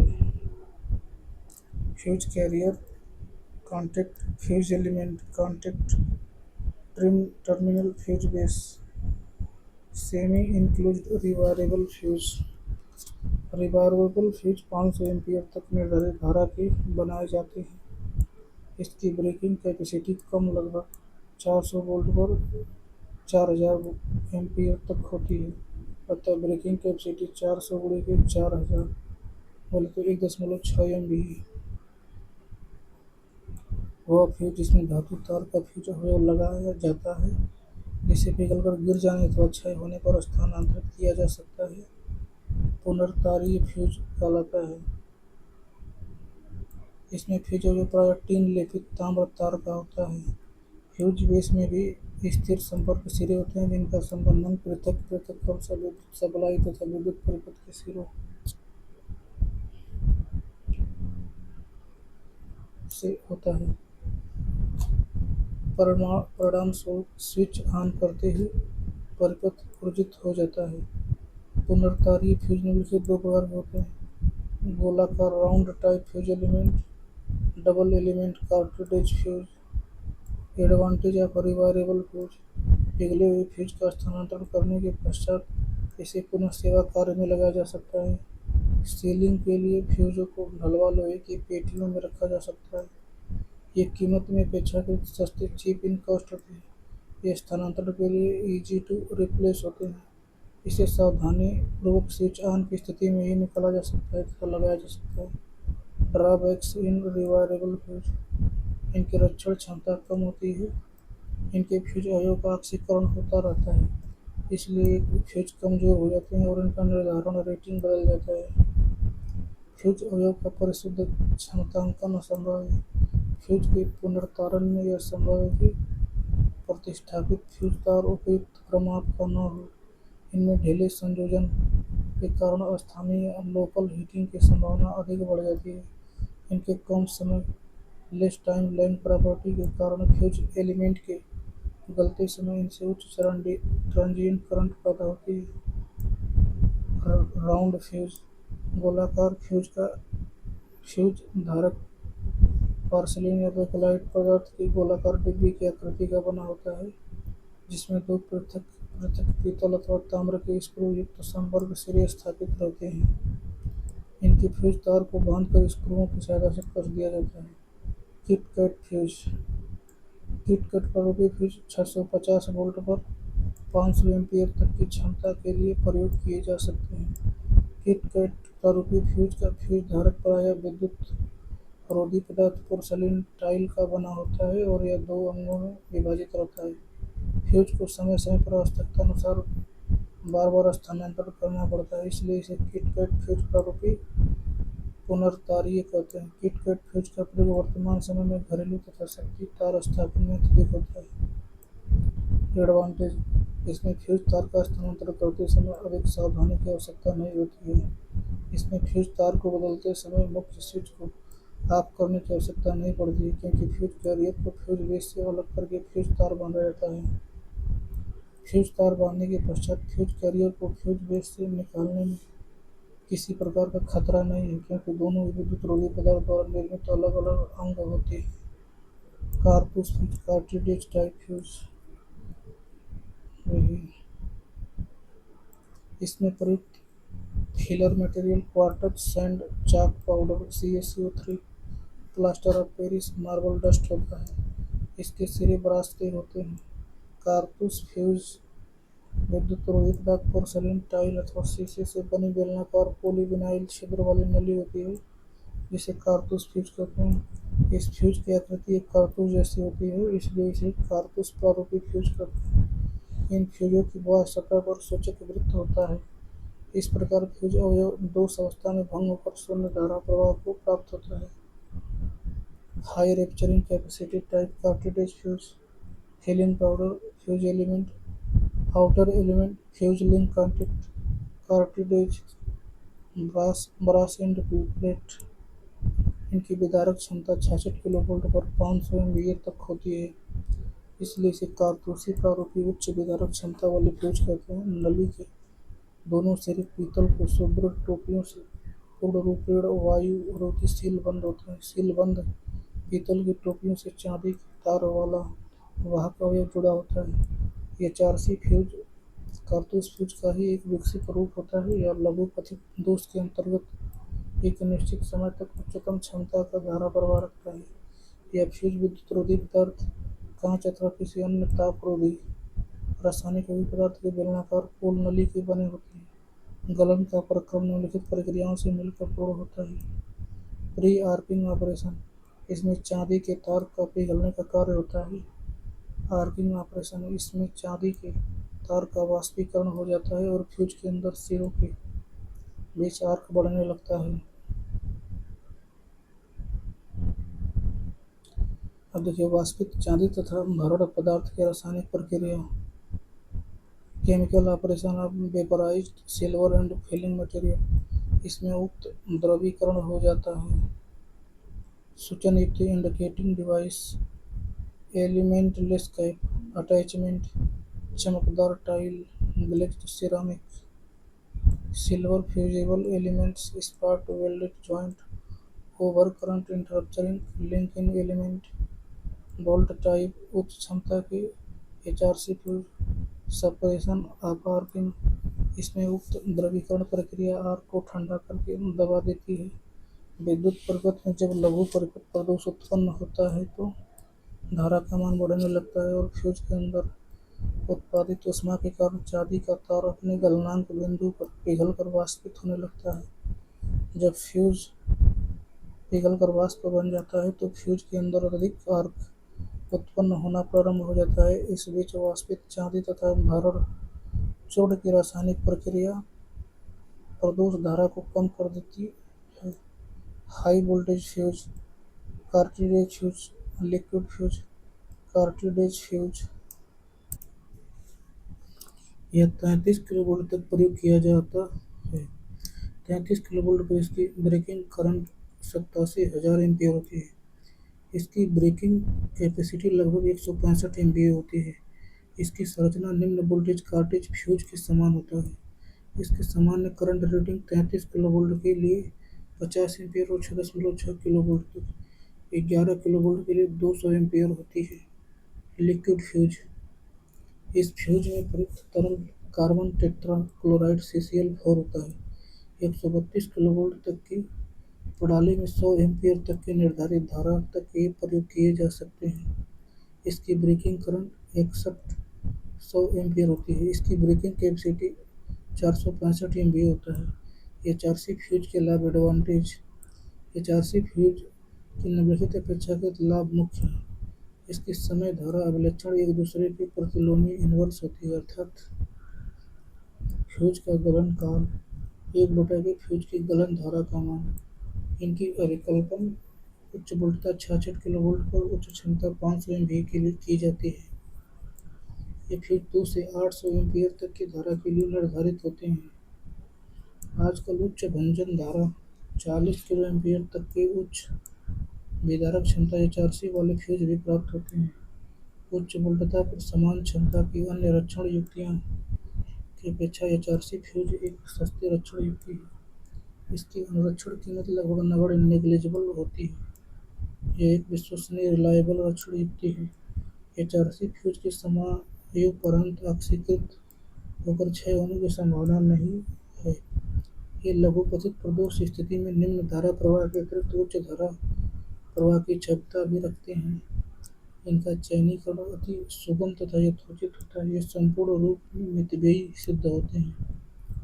HRC fuse में कमियां ड्रॉबैक्स। HRC फ्यूज में निम्न कमियां हैं। इन्हें प्रत्येक ऑपरेशन के पश्चात एक नई फ्यूज यूनिट द्वारा स्थानांतरित करना पड़ता है। इनका इंटरलॉकिंग संभव नहीं है। इनमें निकटतम संपर्कों का तापक्रम अधिक बढ़ जाता है। इन फ्यूजों की अपेक्षा इसकी कीमत कुछ अधिक होती है। HRC फ्यूज के अनुप्रयोग एप्लीकेशंस। इनका प्रयोग 66 किलोवोल्ट तक की उच्च वोल्टेज पर विद्युत केंद्रों तथा उपकेंद्रों को व्यापक रूप से होता है। उच्च क्षमता का HRC fuse. High capacity HRC fuses. इसमें 2 या 2 से अधिक चांदी के फ्यूज अवयव कुछ दूरी पर समांतर में लगे होते हैं। फ्यूज ढांचा पोर्सिलेन पदार्थ का बना होता है। फ्यूज अवयव के चारों तरफ सिलिका भरा रहता है। री-स्ट्राइकिंग वोल्टेज को नियंत्रित करने के लिए प्रतिरोध तार का प्रयोग किया जाता है। ट्रिपिंग युक्ति के साथ HRC फ्यूज। फ्यूज तार पोर्सिलेन टाइल का बना होता है, जिसके सिरों पर धातु की टोपियां लगी रहती हैं। एक सिरे पर प्लंजर लगा होता है, जो कि दूषित अवस्था में सर्किट ब्रेकर की ट्रिपिंग यंत्र रचना को धकेलता है। प्लंजर एक सिरे पर रासायनिक आवेश वाले गलनीय लिंक तथा दूसरे लिंक से टंगस्टन तार द्वारा विद्युतीय रूप से जुड़ा रहता है। इसके दोनों सिरों के बीच चांदी के फ्यूज अवयव समांतर से जुड़े रहते हैं।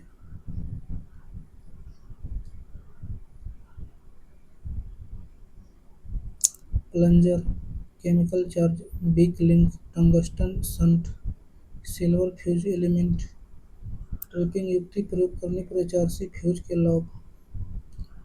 ट्रिपिंग युक्ति सहित HRC फ्यूजों का मुख्य लाभ यह है कि जब उन्हें त्रिफेजी प्रणाली, जिसमें त्रिफेजी मोटर इत्यादि लगी हो, प्रयोग किया जाता है, तब यदि एक फेज में दोष उत्पन्न हो जाए तो ट्रिपिंग युक्ति मोटर की सप्लाई काट देगी तथा इस प्रकार मोटर सुरक्षित रहेगी। जबकि केवल HRC फ्यूजों को त्रिफेजी मोटरों के साथ प्रयोग करने पर यदि किसी एक फेज में कोई दोष उत्पन्न होता है तो केवल उसी फेज का HRC फ्यूज पिघल जाएगा तथा मोटर अंत में 2 फेजों पर चलती रहेगी, जिससे मोटर अधिक गर्म होकर क्षतिग्रस्त हो सकती है। HRC फ्यूजों का चयन। HRC फ्यूजों का विभिन्न स्थानों पर प्रयोग किया जाता है, लेकिन उपयुक्त फ्यूज के चयन से पहले निम्नलिखित महत्वपूर्ण बातों पर विचार करना चाहिए। फ्यूज की विदारण क्षमता, ब्रेकिंग कैपेसिटी, ब्रेकिंग करंट से कम नहीं होनी चाहिए। परिचालन के पश्चात फ्यूज के पार्श्व में उपलब्ध वोल्टता फ्यूज की निर्धारित वोल्टेज से अधिक नहीं होनी चाहिए। परिपथ की प्रसामान्य धारा फ्यूज में से प्रवाहित होनी चाहिए। इन फ्यूजों में एक सीमा तक अति लोड धारा को वहन करने की क्षमता होनी चाहिए। इसमें दूषित परिणामों में अंतर रखने की क्षमता होनी चाहिए, ताकि केवल दूषित परिपथ का फ्यूज ही पिघले। फ्यूजों का प्रतिष्ठापन, सहयोग तथा रक्षण। Installation, coordination and protection of fuse. Fuse में विद्युत यंत्रों के रक्षण के लिए फ्यूज प्रतिष्ठापन प्रदर्शित किया गया है। फ्यूज सर्किट ब्रेकर, परिपथ वियोजक, शक्ति प्रणामित सर्किट ब्रेकर। उच्च वोल्टता 160 किलो वोल्ट, 110, 415 किलो वोल्ट। निम्न वोल्टता 10 किलो एम्पीयर, 200 एम्पीयर या 100 ampere, 10 ampere. A B C D. Fuse अधिष्ठापन, संयोजन एवं रक्षण। Fuse installation, coordination and protection. A coordination between a fuse F and circuit breaker. Circuit breaker fuse proceeding the circuit breaker. B. Coordination between a fuse F and circuit breaker. CB and the outgoing side. C. Coordination between low voltage and high voltage fuses. D. Radial feeders protected by fuses. Coordination and protection of fuses practical 3D set. Incoming supply. Circuit breaker. Circuit breaker. Incomer circuit breaker.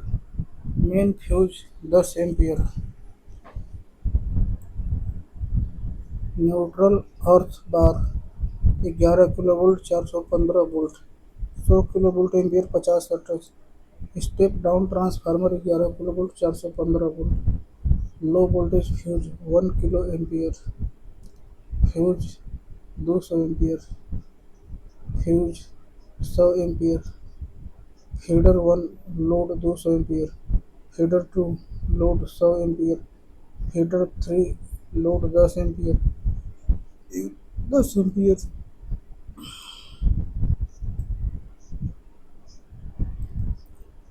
Coordination cases.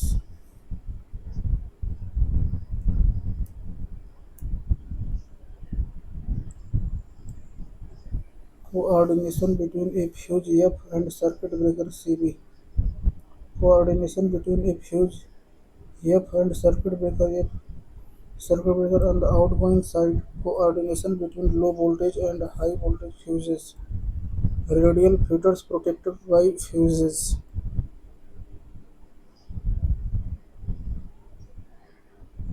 Key parameters. Coordination cases.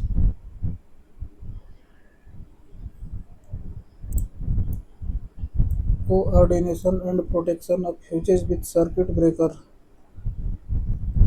3-phase supply 415 volt, 50 hertz. Main circuit breaker 250 ampere. Transformer 100 KV, 415 volt, 415 volt. 100 KV transformer, 415। Neutral link. Fuse 10 kilo ampere, 200 ampere. Fuse 10 kilo ampere, 100 ampere. Fuse 10 kilo ampere, 110 ampere. Feeder 1 heavy load 200 ampere. Feeder 2 medium load. Feeder 3। Semiconductor fuse प्रचालन में बहुत तेज होता है। उचित प्रचालन को सुनिश्चित करने के लिए फ्यूज को लोड की श्रेणी में संयोजित किया जाता है। फ्यूज हमेशा लाइव वायर में लगा जाता है। फ्यूज की प्रतिरोधकता कम होती है। फ्यूज का कैरेक्टरिस्टिक्स इनवर्स समय कैरेक्टरिस्टिक्स होता है। फ्यूज शॉर्ट सर्किट, ओवरलोड आदि से असामान्य स्थितियों में सुरक्षा प्रदान करता है। फ्यूज में प्रयुक्त सामग्री के रूप में लीड 37%, 63% का प्रयोग किया जाता है। ट्रांसफार्मर की रेटिंग केवीए में होती है। बस बार की रेटिंग हमेशा करंट वोल्टेज फ्रीक्वेंसी में होती है। फ्यूजिंग फैक्टर का मान 1 से अधिक होता है। फ्यूज का फंक्शन होता है